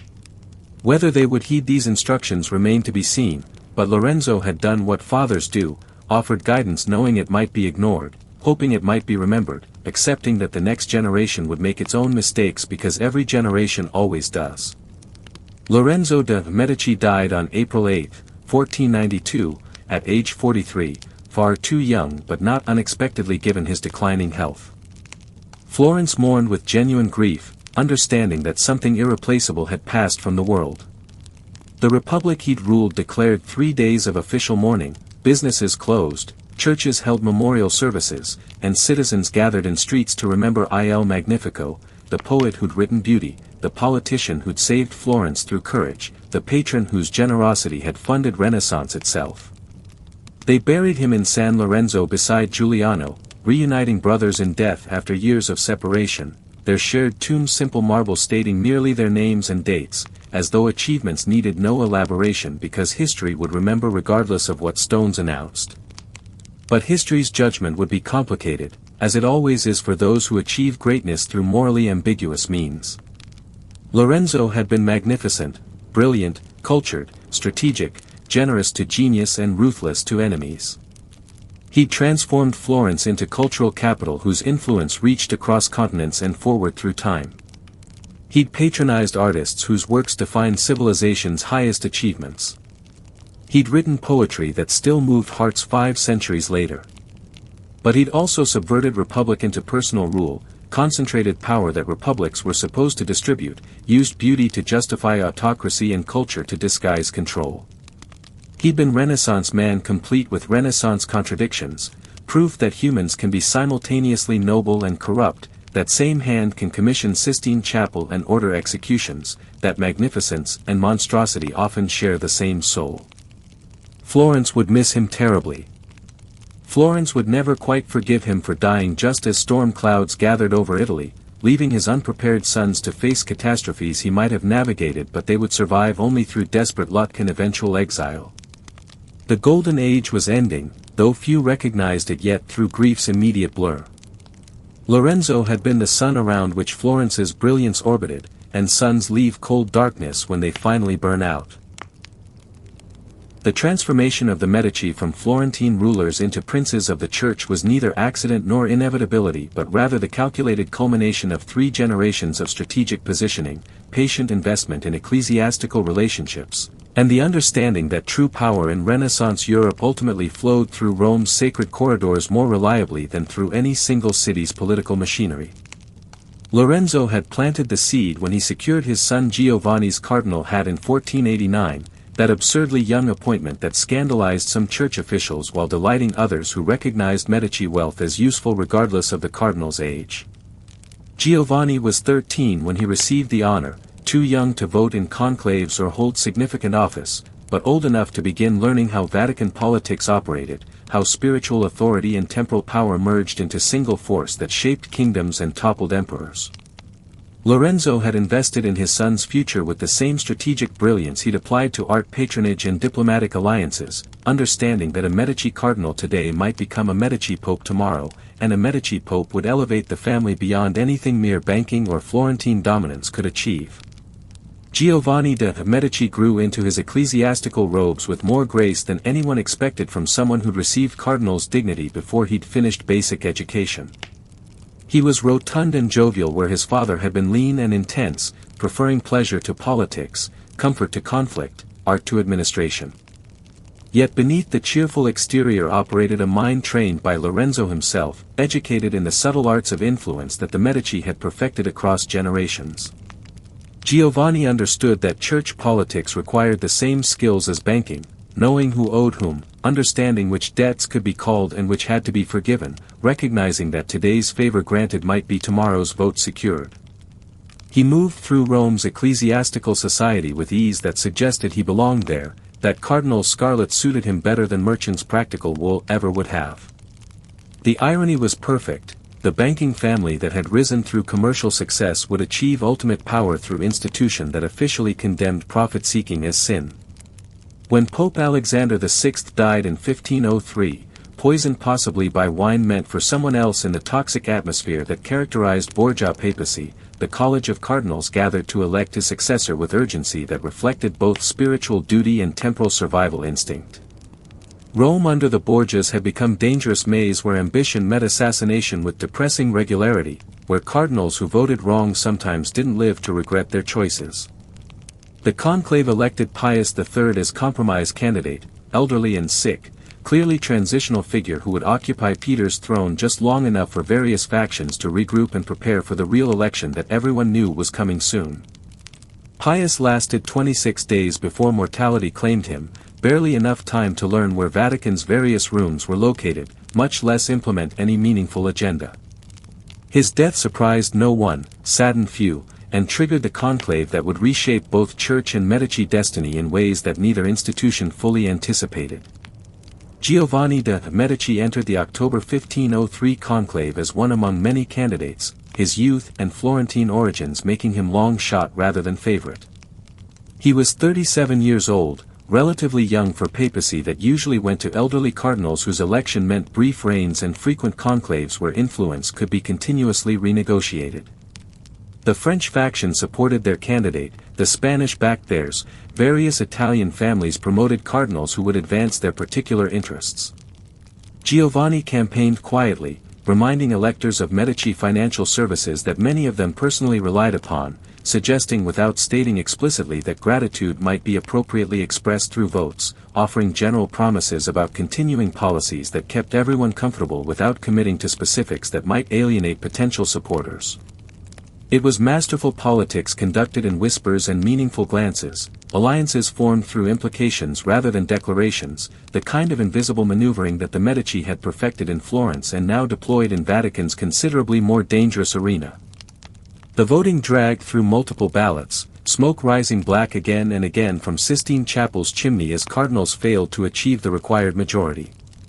Factions maneuvered and compromised, votes shifted like mercury across marble floors, candidates rose and fell based on calculations that had nothing to do with spiritual qualifications and everything to do with who owed whom and which alliances could be sustained. Giovanni positioned himself as acceptable alternative rather than ambitious first choice, the candidate who offended no one because he promised nothing except general competence and financial stability. On the evening of November 1, 1503, after several days of deliberation that tested everyone's patience and physical comfort, Giovanni secured enough votes to become Pope Leo X. White smoke rose from the chimney, bells rang across Rome announcing that the Church had a new shepherd, and the Medici achieved what centuries of banking profits could never purchase: direct control of Christianity's earthly throne, spiritual authority that theoretically exceeded every emperor's and certainly surpassed any mere Florentine merchant family's legitimate claim to power. Leo X's elevation to papacy transformed the Medici story from Florentine narrative into European saga, from banking dynasty into something approaching royal house, though the transformation brought complications alongside glory. Lorenzo's dream of Medici popes had materialized, but the reality was messier than the vision. Leo faced immediate challenges. Papal treasury was depleted after Borgia extravagances, the Papal States required military defense against French ambitions and Spanish encroachment, church reform was desperately needed but politically impossible to implement without triggering conflicts that might tear Christendom apart. Leo approached these challenges with the practical philosophy that Medici training had instilled: spend money to make money, use patronage to buy loyalty, and when problems couldn't be solved, distract everyone with beauty so overwhelming that difficulties seemed less pressing by comparison. The Vatican under Leo became extension of Lorenzo's Florence, artistic patronage on scale that made even Medici generosity look modest by comparison. Raphael received commissions for frescoes that would define Vatican splendor, his brush transforming walls into windows onto idealized worlds where philosophy and theology merged seamlessly. Michelangelo, who'd learned sculpture in Lorenzo's gardens, found himself increasingly drawn into papal orbit, his genius deployed on projects that required superhuman skill and patience. Leo understood art's political utility, recognized that beauty justified extravagance and magnificence disguised the Church's temporal ambitions behind spiritual grandeur. If pilgrims arrived in Rome and found themselves overwhelmed by artistic achievement, they might overlook theological disputes or financial corruption, might leave convinced that institution capable of producing such beauty must be touched by divine favor regardless of its earthly flaws. But beauty required funding, and Leo's spending exceeded even papal revenue's considerable capacity to sustain.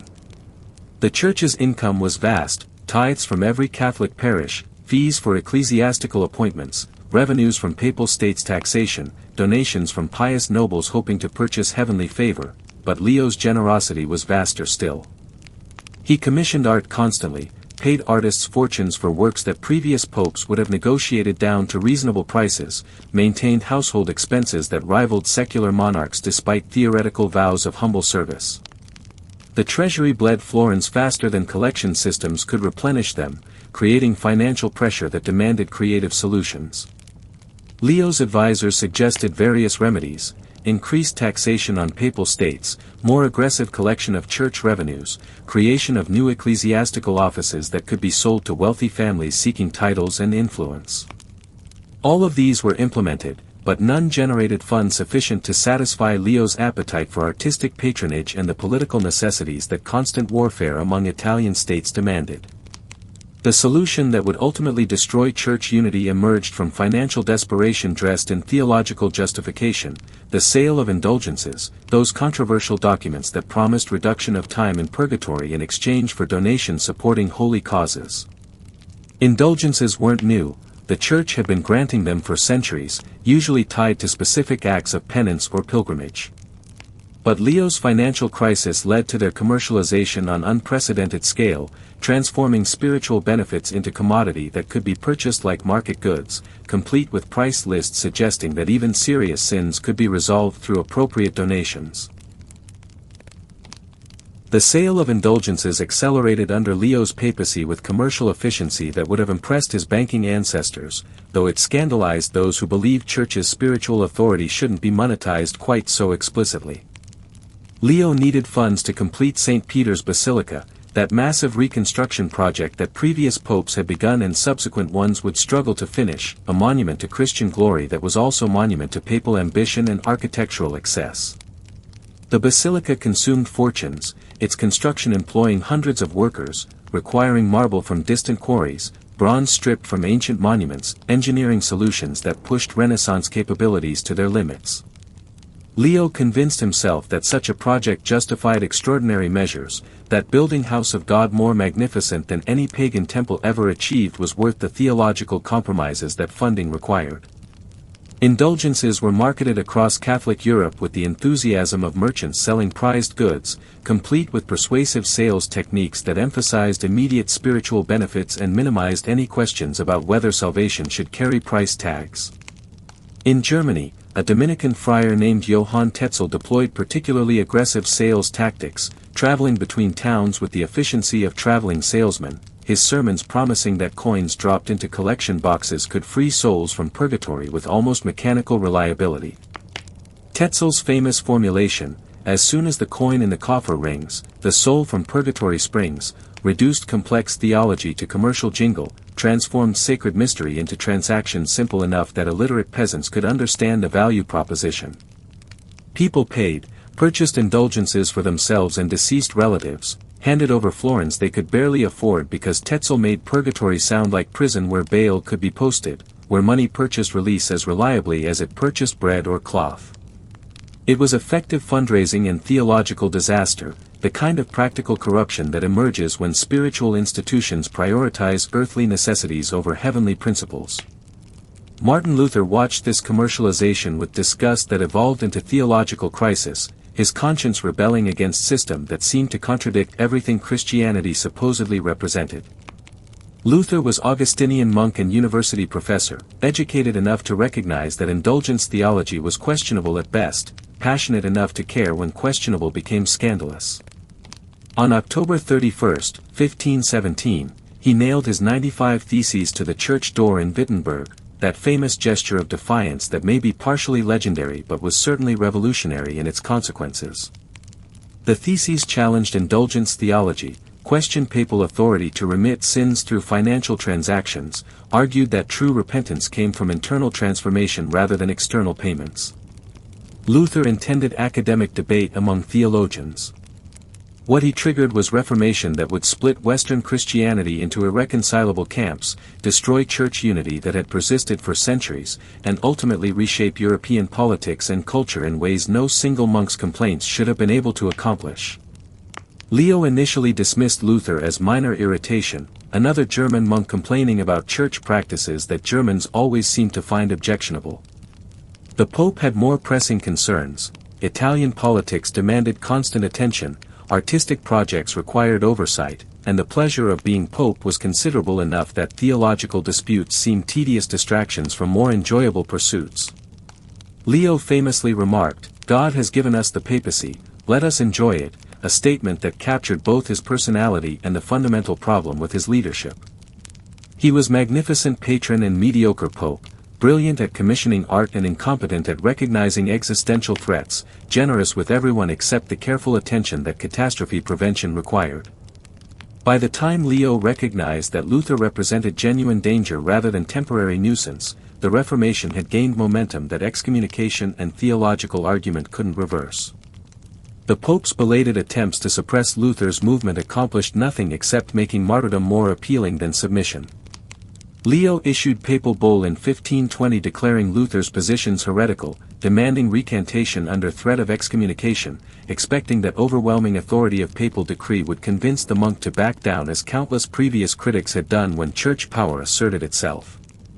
Luther responded by publicly burning the bull, that theatrical gesture of defiance that announced he'd passed beyond the point where threats could work, that his conscience mattered more than his life, that some principles were worth dying for even when survival required only modest compromise.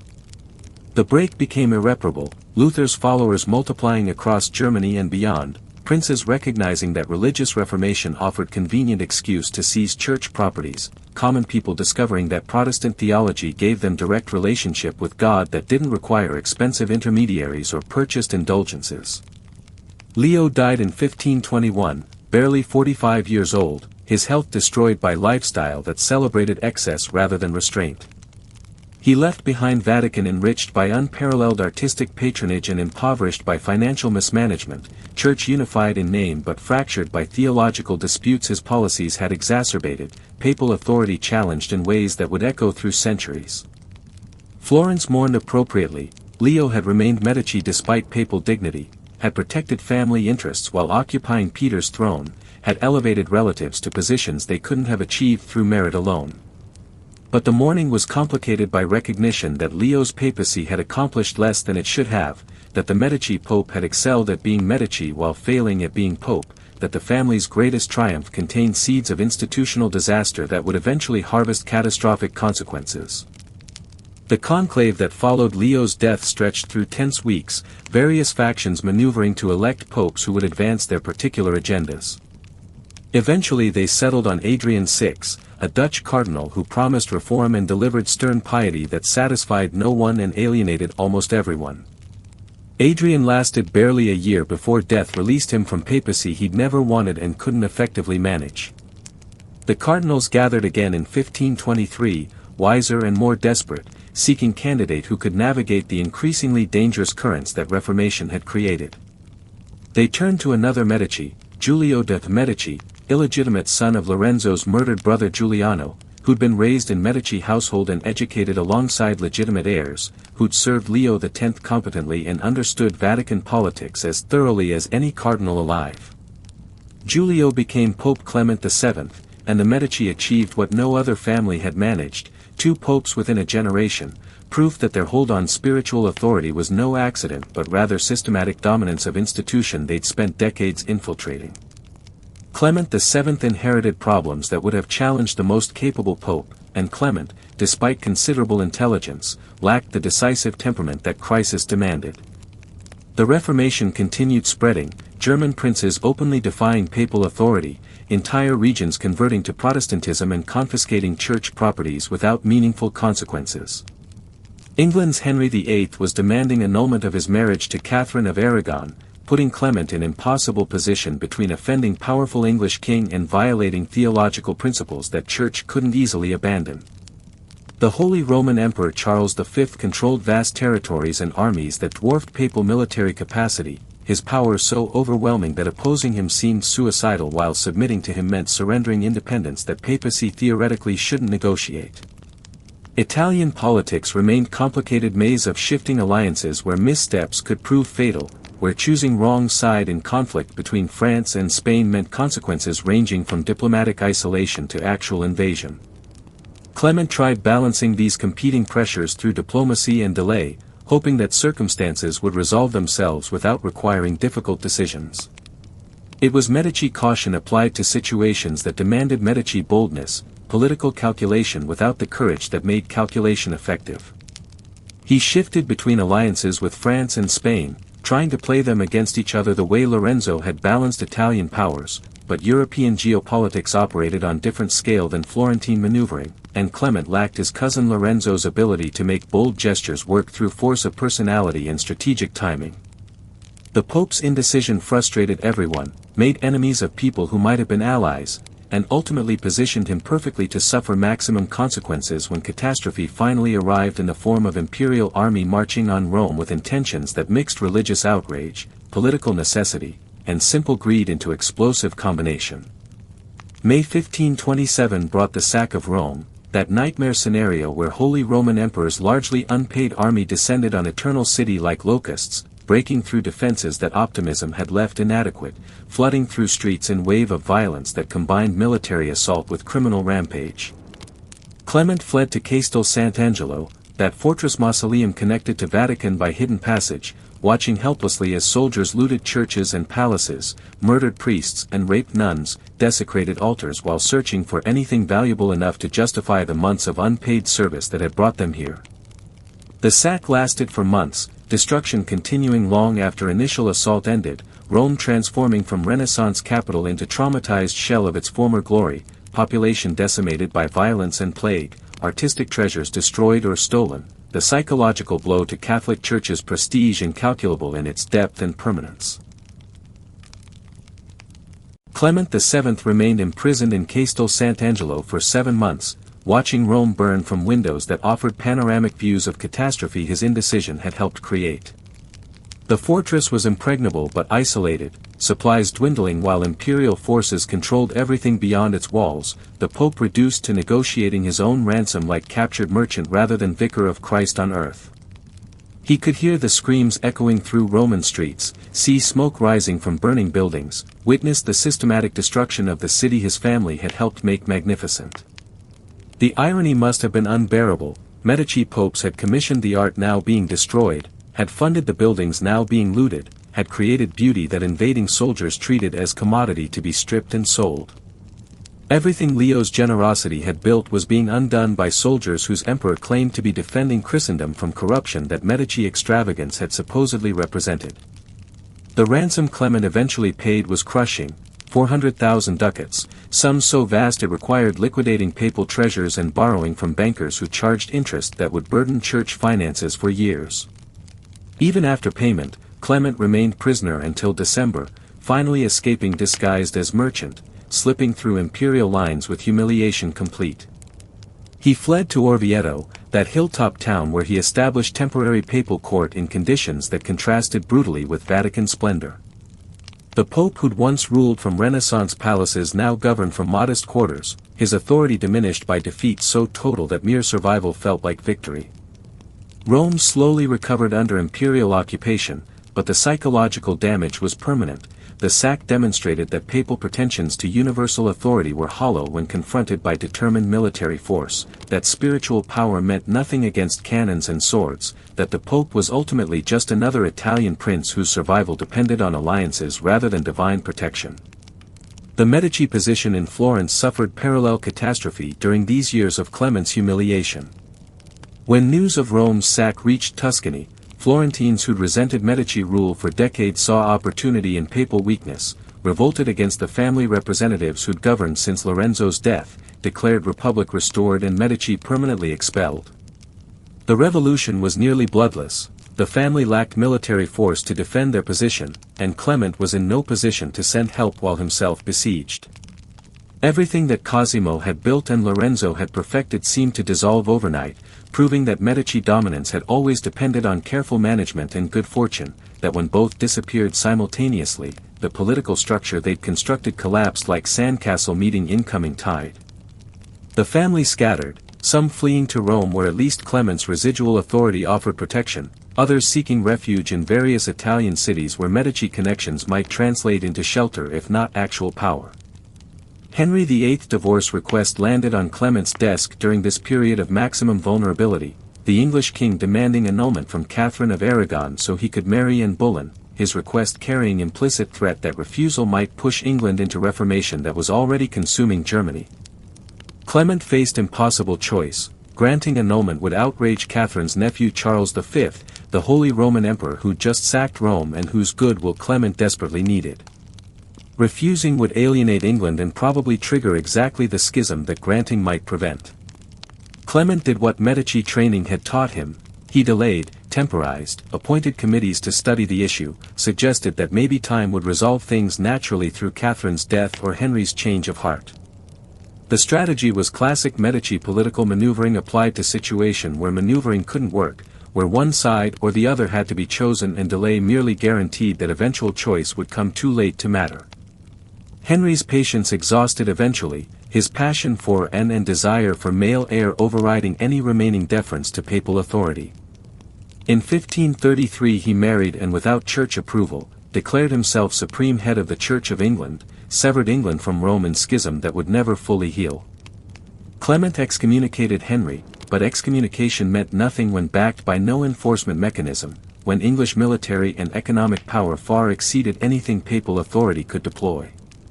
England was lost to Catholicism, its wealthy monasteries dissolved and their properties distributed to nobles who'd supported Henry's break with Rome, another chunk of medieval Christendom's unity crumbling while Clement watched helplessly.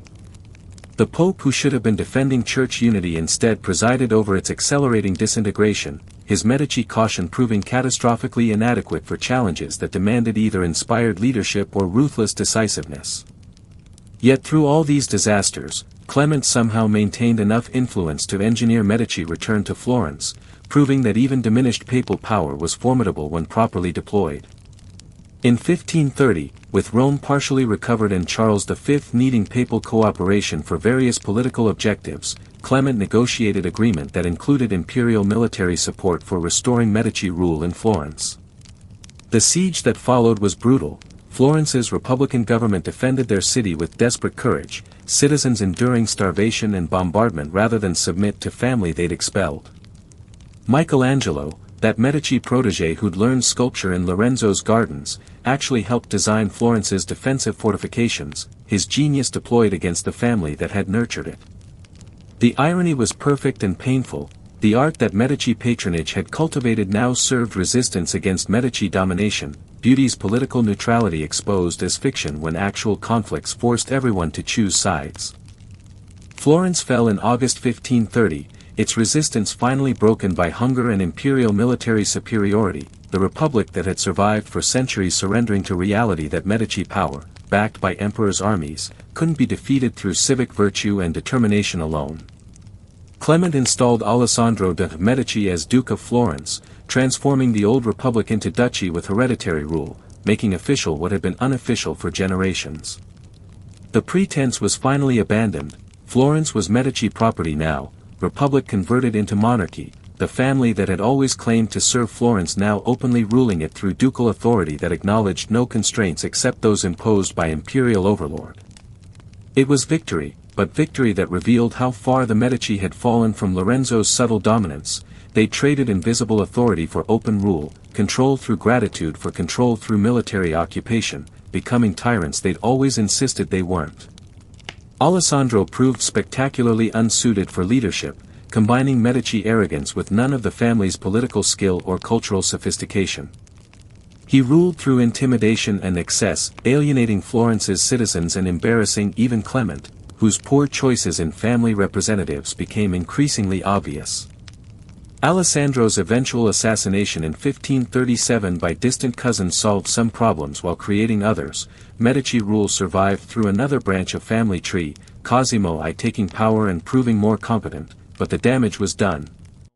Florence would remain Medici possession for generations, but it would never again be the republic that had produced such extraordinary culture, would never reclaim the civic energy that had fueled Renaissance achievement. The family that had thrived on Florence's republican institutions had killed those institutions, discovering too late that what made Florence great was what made Medici dominance possible, that destroying one meant diminishing the other. Clement VII died in 1534, worn out by accumulation of disasters that had marked his papacy, his health destroyed by stress that even Medici resilience couldn't indefinitely withstand. He was 56 years old, had presided over Reformation's triumph and Catholic Church's humiliation, had seen Rome sacked and Florence subjugated, had managed to lose England while barely maintaining Italy. History would judge him harshly, as it judges all leaders who preside over catastrophe regardless of whether they caused it or merely failed to prevent it. Florence mourned appropriately but without enthusiasm. Clement had been Medici, which demanded respect, but he'd been ineffective pope and unlucky leader, which inspired more relief at his passing than grief at his loss. They buried him in San Lorenzo with appropriate ceremony, another Medici prince added to family crypt, his tomb eventually designed by Michelangelo in bitter irony that the artist must have appreciated even as he created beauty for family that had given him so much and demanded so much more in return. The Medici popes, Leo X and Clement VII, had achieved family ambitions that 3 generations had cultivated, had occupied Christianity's highest earthly office, had wielded spiritual authority that theoretically exceeded every emperor's temporal power. But they'd done so during precisely the period when that authority fractured beyond repair, when Reformation destroyed church unity, when papal pretensions to universal dominion revealed themselves as historical artifacts that modern politics no longer supported. They'd been magnificent patrons, commissioning art that still defines Renaissance achievement, funding projects that enriched human culture beyond calculation. But they'd been mediocre popes, their Medici instincts for banking and political maneuvering inadequate for theological challenges that demanded spiritual leadership they couldn't provide. They'd transformed Vatican into extension of Florence, applied family strategies to institution that required different approaches, and ultimately demonstrated that success in one arena didn't translate automatically to another, that ruling Florence and ruling Christendom required different skills that rarely coexisted in single person or single family. The papal dream was over. The Medici would persist in Florence as hereditary dukes, would produce cardinals and maintain influence, would remain wealthy and culturally significant for generations. But they would never again sit on Peter's throne, never again claim direct pipeline to divine authority, never again wield the spiritual power that Leo and Clement had possessed and ultimately squandered. The family that had risen from merchant origins to papal dignity had discovered that climbing higher didn't guarantee secure footing, that ambition fulfilled could be disappointment realized, that achieving your ancestors' dreams sometimes revealed those dreams had been illusions all along, beautiful and destructive and ultimately unfulfilling despite generations spent pursuing them. Rome would remember the Medici popes, but memory would be complicated by judgment, appreciation for patronage mixed with condemnation for leadership failures, recognition that beauty and disaster had emerged from same source, that the hands that commissioned Sistine Chapel had also mismanaged Reformation, that magnificence and catastrophe were sometimes inseparable partners in history's cruel dance.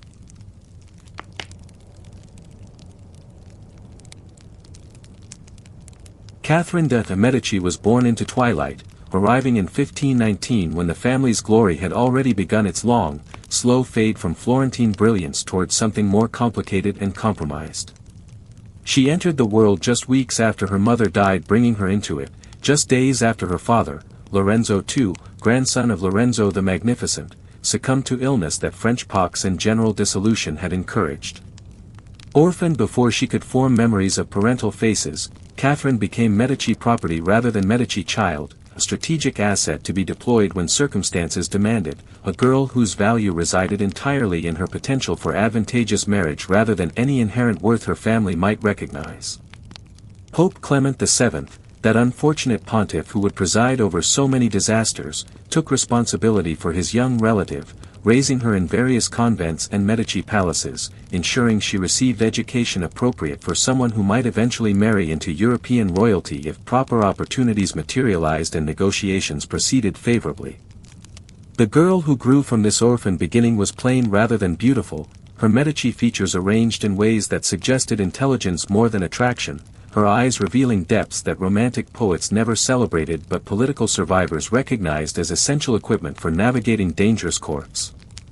Catherine learned early that she possessed no obvious advantages, no stunning beauty that might inspire passionate devotion, no vast dowry that could compensate for lack of ancient lineage, no powerful father whose influence could protect her interests after marriage.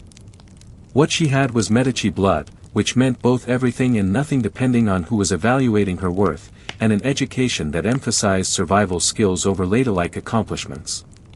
She studied languages and literature, learned to read character through observation of behavior, understood that women's power in Renaissance Europe came from influence rather than authority, from working through men rather than attempting to command them directly. These lessons would serve her better than any romantic illusions ever could have. When Clement VII negotiated Catherine's marriage to Henri, Duke of Orleans and second son of French King Francis I, the arrangement represented both triumph and desperation. Triumph because Medici girl was marrying into French royal family, elevation beyond what merchant ancestry should have permitted. Desperation because France needed Medici gold and papal support more than it wanted Medici bride, because Henri wasn't even heir to French throne unless his older brother died unexpectedly, because the marriage was political transaction rather than honor bestowed. Catherine arrived in France in 1533, 14 years old, carrying dowry that included promises and papal connections but insufficient gold to satisfy French expectations.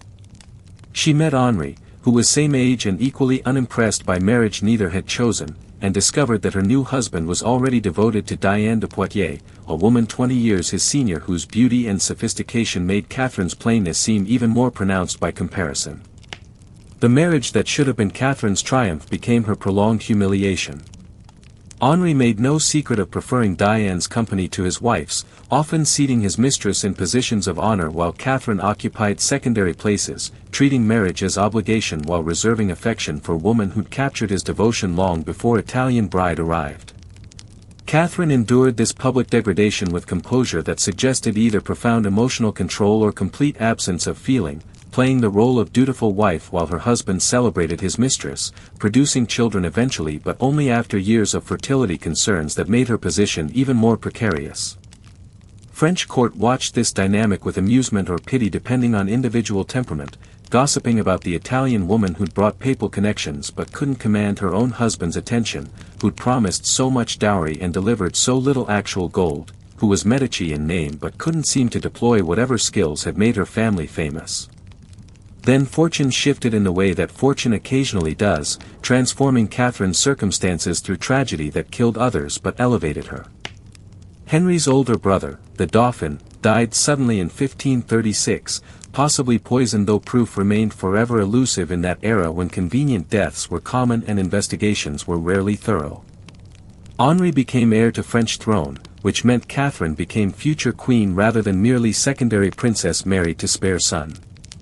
The promotion brought new pressures. She needed to produce heirs now that succession depended on Henry's line, needed to secure her position before rivals convinced the king that annulment and remarriage to more fertile woman might serve France's interests better than maintaining marriage to Italian whose womb remained mysteriously barren.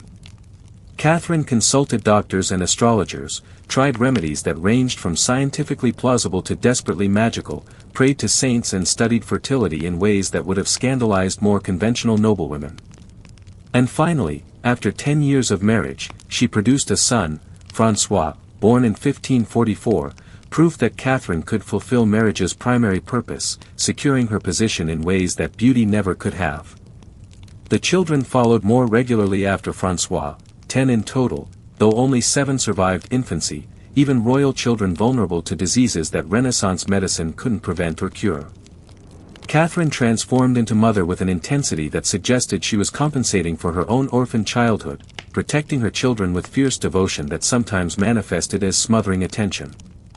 She involved herself in their education, their health, their marriages and political futures, making herself indispensable to the next generation in ways that would prove crucial when circumstances eventually placed her sons on France's throne with her guiding their uncertain hands.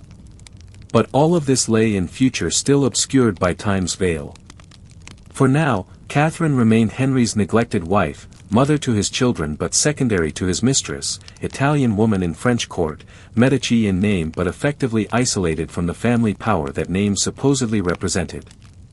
Henri became King Henri II in 1547 when Francis I died, and Catherine became queen consort, position that should have elevated her status but instead merely made her humiliation more public. Diane de Poitiers remained Henry's true companion, influencing policy and appointments, receiving gifts and honors that should have gone to the queen, even adopting royal initials as her own in architectural decorations that proclaimed her relationship to the king more openly than discretion demanded. Catherine endured, perfected the art of appearing unbothered while cataloging every slight for future reference, learned patience that would eventually prove more valuable than pride. She watched French politics closely, understanding that knowledge was power even when circumstances prevented its immediate deployment, that information accumulated today might become leverage tomorrow, that women who couldn't command directly could still influence outcomes through careful positioning and strategic patience. The European political landscape during these years was dominated by religious warfare that Reformation had triggered, Catholic and Protestant forces clashing across the continent in conflicts that mixed genuine theological conviction with opportunistic power-grabbing. France remained officially Catholic but contained growing Protestant minority, Huguenots who'd embraced Calvin's theology and refused to submit to church authority they considered corrupt beyond redemption. Henri II persecuted Huguenots with enthusiasm that combined religious conviction and political calculation, executing Protestant leaders and confiscating their properties, trying to suppress heresy through violence that only strengthened martyrs' appeal and convinced persecuted communities that resistance was survival's only option. Catherine watched this religious violence with the pragmatism that Medici heritage had instilled. She was Catholic by upbringing and conviction, but she recognized that killing large portions of your population weakened the kingdom regardless of theological justifications, that religious unity achieved through force was fragile compared to tolerance that allowed diverse beliefs to coexist peacefully. Henry's death in 1559 came suddenly and almost absurdly, jousting accident during tournament celebrating peace treaty with Spain, splinter from shattered lance piercing his eye and penetrating brain, the king dying in agony over 10 days while doctors attempted treatments that accomplished nothing except demonstrating medical ignorance. Diane de Poitiers lost everything in moments, the king who'd loved her was dead, the queen she'd humiliated was suddenly regent for young son, and Catherine's patience was about to be repaid with interest accumulated over decades of public degradation. Catherine ordered Diane to return crown jewels that Henri had given her, forced her to surrender properties and positions, sent her into retirement that was exile in all but name. It was revenge served with surgical precision, devastating enough to satisfy but not so excessive that it appeared vindictive, measured retaliation that demonstrated Catherine had never forgotten anything but had waited until striking back would be effective rather than merely emotionally satisfying. Catherine's eldest son François II became king at 15, too young for actual governance, his health already fragile in ways that suggested brief reign rather than long one. Catherine moved into role of regent with efficiency that revealed decades of observation had taught her exactly how French government operated, where power actually resided beneath official titles, which officials were competent and which were merely well-connected. She was 40 years old, no longer the uncertain Italian bride who'd arrived in France carrying insufficient dowry and excessive hopes. She was experienced political operator now, mother to king, woman who'd survived decades of humiliation and emerged with influence that formal authority couldn't have provided.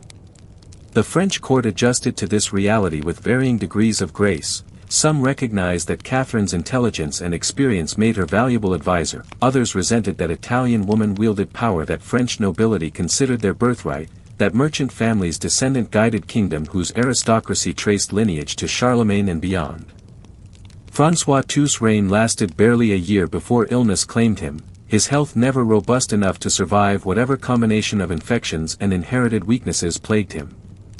He died in December 1560, leaving throne to his 10-year-old brother Charles IX, leaving Catherine to continue as regent for even younger son, extending her influence over French politics into what would eventually become 3 decades of dominance more complete than most kings achieved.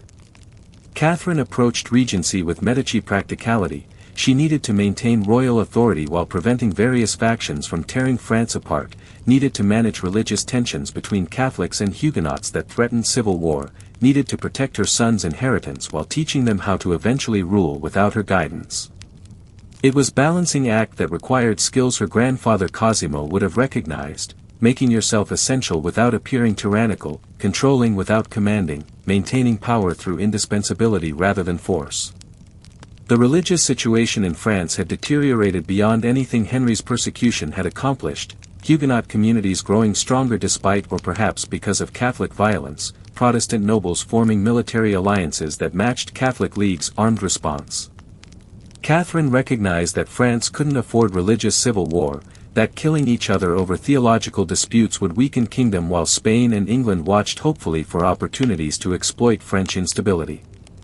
She attempted policy that seemed radical in its moderation, religious tolerance, limited though it was, allowing Huguenots to worship in designated areas, granting them legal protections that acknowledged their existence without endorsing their beliefs.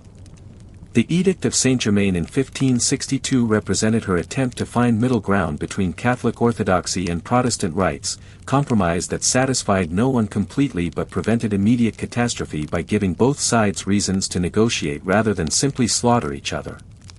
But tolerance proved harder to maintain than violence to unleash, religious passion overriding political calculation, extremists on both sides viewing moderation as betrayal rather than wisdom. The French Wars of Religion erupted in 1562, beginning decades of conflict that would devastate France and define Catherine's regency through challenges that seemed insurmountable.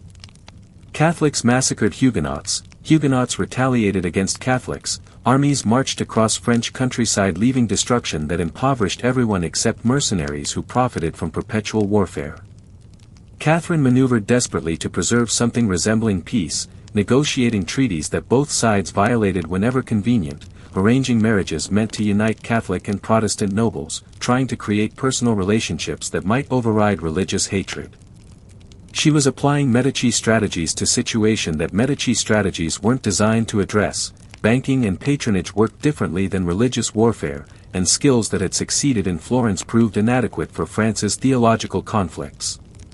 Her attempts to balance religious factions led to decisions that history would judge as ranging from pragmatic to monstrous, compromises that seemed necessary at the time but revealed Catherine's willingness to embrace darkness when circumstances demanded. She allied with Catholic League when Huguenots seemed too strong, then abandoned Catholics when they grew too extreme, shifting positions with pragmatism that everyone recognized as opportunistic rather than principled. She arranged marriage between her daughter Marguerite and Henri of Navarre, prominent Huguenot noble, hoping to unite Catholic and Protestant royal houses through wedding that celebrated tolerance even as sectarian violence continued unabated. The wedding brought Protestant nobles to Paris in August 1572, gathering that was supposed to demonstrate reconciliation but instead created opportunity for something far darker. The St. Bartholomew's Day massacre began on August 24, 1572, pre-dawn darkness hiding assassins who targeted Protestant leaders gathered in Paris for the royal wedding, violence that was supposed to eliminate Huguenot military leadership quickly expanding into general slaughter as Catholic mobs joined organized killings. Religious fury unleashed on scale that shocked even era accustomed to violence. Thousands died over several days, Protestant nobles murdered in their beds, common Huguenots hunted through streets and killed wherever found, bodies thrown into Seine until river carried corpses downstream like grim messages about Catholic power and Protestant vulnerability. The massacre spread beyond Paris to other French cities, religious killing continuing for weeks, death toll eventually reaching tens of thousands, entire Protestant communities devastated by violence that combined religious conviction, political calculation, and simple bloodlust into explosion that scarred French memory permanently. Catherine's role in this catastrophe remains disputed across centuries, historians arguing whether she ordered the massacre, merely failed to prevent it, or was swept along by events that escaped everyone's control once violence began. The most likely truth lies somewhere in the complicated middle. She probably approved targeting specific Huguenot leaders who threatened royal authority, hoped that eliminating Protestant military command would end religious wars by removing leaders capable of organizing resistance. But she didn't anticipate or intend the general massacre that followed, the explosion of Catholic fury that transformed limited political assassination into religious genocide. Yet intention matters less than consequence when consequence means thousands dead and national trauma that would poison French politics for generations. Catherine was regent when it happened, held authority and therefore responsibility regardless of whether her orders directly caused the slaughter or her negligence merely failed to prevent it. The massacre destroyed any remaining possibility of religious reconciliation, convinced Huguenots that Catholics intended their complete extermination, hardened Protestant resistance in ways that made compromise impossible and warfare inevitable. Catherine had gambled that removing Protestant leadership would end conflict. Instead she'd ensured its continuation, proving that violence rarely solves problems it's intended to address, usually creates new ones worse than original difficulties.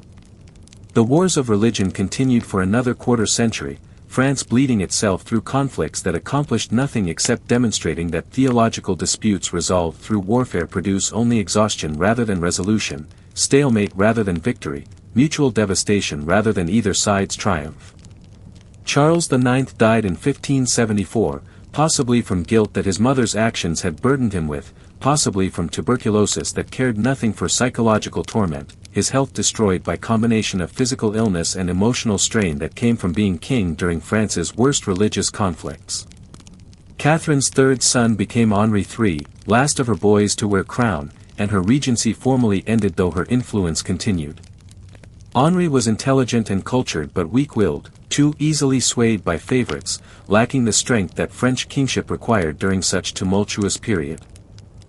Catherine remained his primary advisor, guiding policy even as official authority passed to her son, proving that mothers who controlled kingdom during sons' minorities didn't surrender power simply because those sons reached adulthood.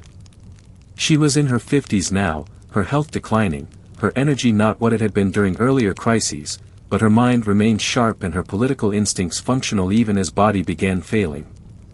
The final years brought Catherine face to face with religious extremism's ultimate logic, Catholic League that considered her insufficiently committed to destroying Protestantism completely, that viewed her pragmatic tolerance as betrayal of true faith, that eventually allied with Spain against their own king because Henri III seemed too moderate in his religious policies. Catherine tried desperately to prevent this fragmentation, to hold together Catholic faction that was splitting between moderates and extremists, to convince her son that compromise was necessary even when principles seemed to demand absolutism. But she was old now, tired, her influence waning as newer generation of leaders emerged who didn't remember when Italian bride arrived carrying papal connections and insufficient gold, who saw only elderly woman clinging to power that age should have forced her to surrender. Catherine de' Medici died on January 5, 1589, at the Château of Blois, her body finally surrendering to accumulation of ailments that decades of stress and political maneuvering had encouraged. She was 69 years old, had outlived her husband and all her sons except Henri III, had survived 3 regencies and countless assassination plots, had witnessed and participated in events that shaped France's destiny in ways both glorious and terrible. Her death came quietly, without the drama that had marked so much of her life, illness claiming her in bedroom rather than violence taking her in public square, mortality arriving as natural conclusion rather than political statement. Henri III mourned appropriately, recognizing that whatever her failures and compromises, Catherine had dedicated decades to preserving French monarchy and protecting her children's inheritance, had sacrificed personal happiness for dynastic duty, had been Medici to her core even when operating in foreign court that never fully accepted her Italian origins. They buried Catherine at Saint Denis with royal honors that acknowledged her status even as whispers suggested her legacy was compromised beyond redemption. History's judgment would be harsh, as it always is for those who preside over catastrophe regardless of whether they caused it or merely failed to prevent it. The St. Bartholomew's Day massacre would forever stain her reputation, that single event overshadowing decades of patient diplomacy and crisis management, proof that some decisions are so catastrophic they erase everything else from memory's permanent record. Protestant writers condemned her as Italian poisoner and schemer, Catholic extremists dismissed her as insufficiently committed to destroying heresy, later historians would debate endlessly whether she was pragmatic survivor or Machiavellian villain, whether her compromises represented wisdom or moral failure, whether she deserved praise for maintaining French monarchy during impossible circumstances or condemnation for methods she employed to achieve that preservation. But Catherine's death was not the Medici story's end, merely its transformation from immediate presence into historical memory. Back in Florence, the family continued ruling as hereditary Grand Dukes of Tuscany, the republic that Cosimo had subverted and Lorenzo had perfected now openly acknowledged as duchy where Medici authority was constitutional rather than merely practical. The pretense was finally abandoned completely. Florence belonged to the Medici not through banking networks or artistic patronage but through ducal title that passed from father to son, monarchy in everything except name's last vestiges. Cosimo I, who'd taken power after Alessandro's assassination, proved more competent than his predecessor, expanding Tuscan territories and stabilizing Medici rule in ways that suggested dynasty might persist indefinitely despite its commercial foundation's erosion. The later Medici Grand Dukes varied in competence and character. Some were effective administrators who managed Tuscany's affairs with reasonable skill, others were mediocrities who coasted on inherited position, a few were genuinely terrible leaders whose reigns brought nothing except proof that hereditary succession produces variable results regardless of family genius in previous generations. They continued patronizing arts with dedication that suggested they understood culture was what made Medici name meaningful after political power became routine rather than revolutionary. The Uffizi Gallery grew into one of Europe's greatest art collections. Medici treasures accumulated across generations finally gathered into space where public could appreciate what private wealth had commissioned. Galileo received Medici patronage, his revolutionary astronomy funded by Grand Duke, who recognized that scientific genius deserved support even when church authorities condemned findings that contradicted biblical cosmology. But the commercial empire that had funded 3 generations of political dominance was gone. The Medici Bank finally collapsed under weight of mismanagement and competition that more competent institutions provided. The branches closed one by one, London first, then Bruges, Geneva, eventually even Rome, where papal connections couldn't save operation that had lost its competitive edge. By the late 16th century, the bank that had been Europe's most sophisticated financial institution was merely historical footnote, its techniques adopted by rivals who improved upon them, its dominance eroded by time and neglect that successive generations had allowed through inattention to details that banking required. The Medici became what they'd always claimed to be but never actually were: aristocrats living off inherited wealth rather than merchants generating fortunes through commercial innovation, nobles whose titles were genuine rather than pretended, dynasty whose power came from ducal authority rather than financial indispensability. The 17th century brought slow decline disguised as stability, Grand Dukes ruling Tuscany competently enough that nothing catastrophic happened, but nothing particularly remarkable occurred either. The Renaissance energy that had characterized Medici Florence was gone, that explosive creativity replaced by conventional ducal administration that maintained order without inspiring greatness, that preserved wealth without generating innovation, that ruled adequately without ruling magnificently. The family that had once defined what was possible in art and politics and culture became managers of past glories rather than creators of new ones, curators of their ancestors' achievements rather than artists painting their own masterpieces. They married into European royalty, their daughters becoming queens and princesses, their sons forming alliances that elevated Medici status while diluting Medici character, aristocratic blood mixing with merchant origins until the family became indistinguishable from countless other noble houses whose names meant something once but represented nothing particularly special anymore. The final Medici Grand Duke was John Gaston, who assumed power in 1723 and immediately demonstrated that hereditary succession's lottery had finally produced its inevitable terrible outcome. He was incompetent and dissolute, more interested in personal pleasure than governance, allowing Tuscany's administration to deteriorate while he retreated into private chambers with male favorites and excessive wine consumption. John Gaston was everything the early Medici had avoided being: publicly scandalous, administratively negligent, unable or unwilling to perform duties that leadership demanded. His reign was slow-motion catastrophe. Medici reputation accumulated across centuries, eroding through one man's spectacular unsuitability for position birth had granted him.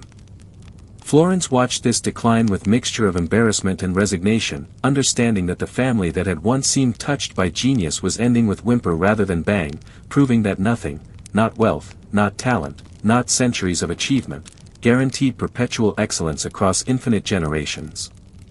John Gaston died in 1737 without heirs, the main Medici line finally exhausted after 3 centuries of dominance, prominence, and eventual decline. His sister Anna Maria Luisa was last of the family, spinster Grand Duchess whose childlessness meant Medici name would die with her, that the dynasty was ending not through catastrophe but through simple biological failure to produce next generation. The European powers that had carved up so many territories in endless succession disputes negotiated Tuscany's future without much Medici input, eventually assigning it to House of Lorraine in arrangement that satisfied diplomatic necessities while ignoring any considerations about whether Tuscans wanted new rulers or preferred independence that was never seriously offered as option. Florence's Medici era was ending, 3 centuries of family dominance concluding because biology and politics conspired to make continuation impossible. Anna Maria Luisa lived until 1743, last Medici Grand Duchess dying at age 76, having watched her family's political power transferred to foreign house, having witnessed the end of dynasty that had seemed permanent during its peak. But before death claimed her, she did something extraordinary that ensured Medici legacy would survive political irrelevance. She negotiated the family pact, agreement that transferred all Medici art collections, libraries, and treasures to Tuscan state with condition that they remain in Florence forever, available for public benefit, never to be sold or removed regardless of future government's financial needs. It was final Medici gesture of magnificent generosity, recognition that the family's true legacy wasn't political power that had come and gone but beauty they'd commissioned and collected across generations, art that would outlive kingdoms and dynasties and even family names themselves. The art remained in Florence as Anna Maria Luisa demanded, became foundations of museums and galleries that tourists would visit centuries later, unaware that Medici patronage had created much of what they admired. The paintings and sculptures, manuscripts and architectural masterpieces, these were what survived when political power dissolved, what made Medici name meaningful long after grand dukes and banking empires became historical footnotes. Botticelli's Venus still rises from foam, Michelangelo's David still stands in impossible perfection, Brunelleschi's dome still crowns Florence's cathedral, all of them testament to family that understood beauty was investment that appreciated eternally while political dominance inevitably depreciated. The Medici had bought immortality one commission at a time, had achieved through patronage what conquest never could have provided. They'd become inseparable from Renaissance itself, from that explosive period when human civilization remembered it could create rather than merely preserve, innovate rather than simply repeat, reach toward transcendence rather than merely survive through daily grinding existence. And so the story ends not with dramatic collapse but with quiet conclusion, last Grand Duchess dying in palace filled with treasures that would survive her, family name fading from political relevance but persisting in museum labels and art history textbooks, in frescoes that still stop hearts and sculptures that still suggest humanity can be more than it usually is. The Medici had risen from merchant obscurity to papal dignity, had ruled Florence for 3 centuries, had shaped Renaissance through patronage that transformed European culture, had proven that commercial success could be converted into political power and artistic legacy if pursued with enough intelligence, patience, and willingness to embrace methods that moralists might condemn but pragmatists would recognize as necessary. They were bankers and popes, tyrants and patrons, merchants and princes, proving that human greatness is always complicated, that achievement and corruption often share the same bloodstream, that families capable of commissioning beauty are equally capable of ordering massacres, that history's judgment is never simple because history's subjects never are. Florence remembers them still, carries their legacy in every stone and fresco, in every tourist who walks through Uffizi galleries marveling at what Medici gold purchased and Medici vision commissioned. The family that had once controlled empires is reduced now to museum exhibits and historical footnotes, but those exhibits and footnotes contain more genuine immortality than most dynasties achieve through conquest and hereditary succession. The Medici had understood something profound that military conquerors miss: power fades, kingdoms crumble, but beauty survives. Art outlasts armies. Culture transcends conquest. And 3 centuries after the last Grand Duchess died, the Medici name still means something because they chose to invest in immortality rather than merely pursuing power, because they understood that how you're remembered matters more than how long you rule, because they were wise enough, arrogant enough, or lucky enough to commission Renaissance itself and thereby ensure that their names would echo through history as long as humans appreciate beauty, value genius, or remember that merchant. Families from Florence once held the world in their hands and shaped it into something more magnificent than they found it. And so, as night deepens and this story settles into memory, let these words carry you toward sleep. The Medici are gone, their palaces now museums, their power dissolved into history's long accounting. But somewhere in Florence, beneath Tuscan stars, their art still whispers of ambition and beauty, of genius and gold, of everything humanity can be when it dares to reach beyond survival toward magnificence. Rest now. The past has spoken. Tomorrow waits with patience. Good night.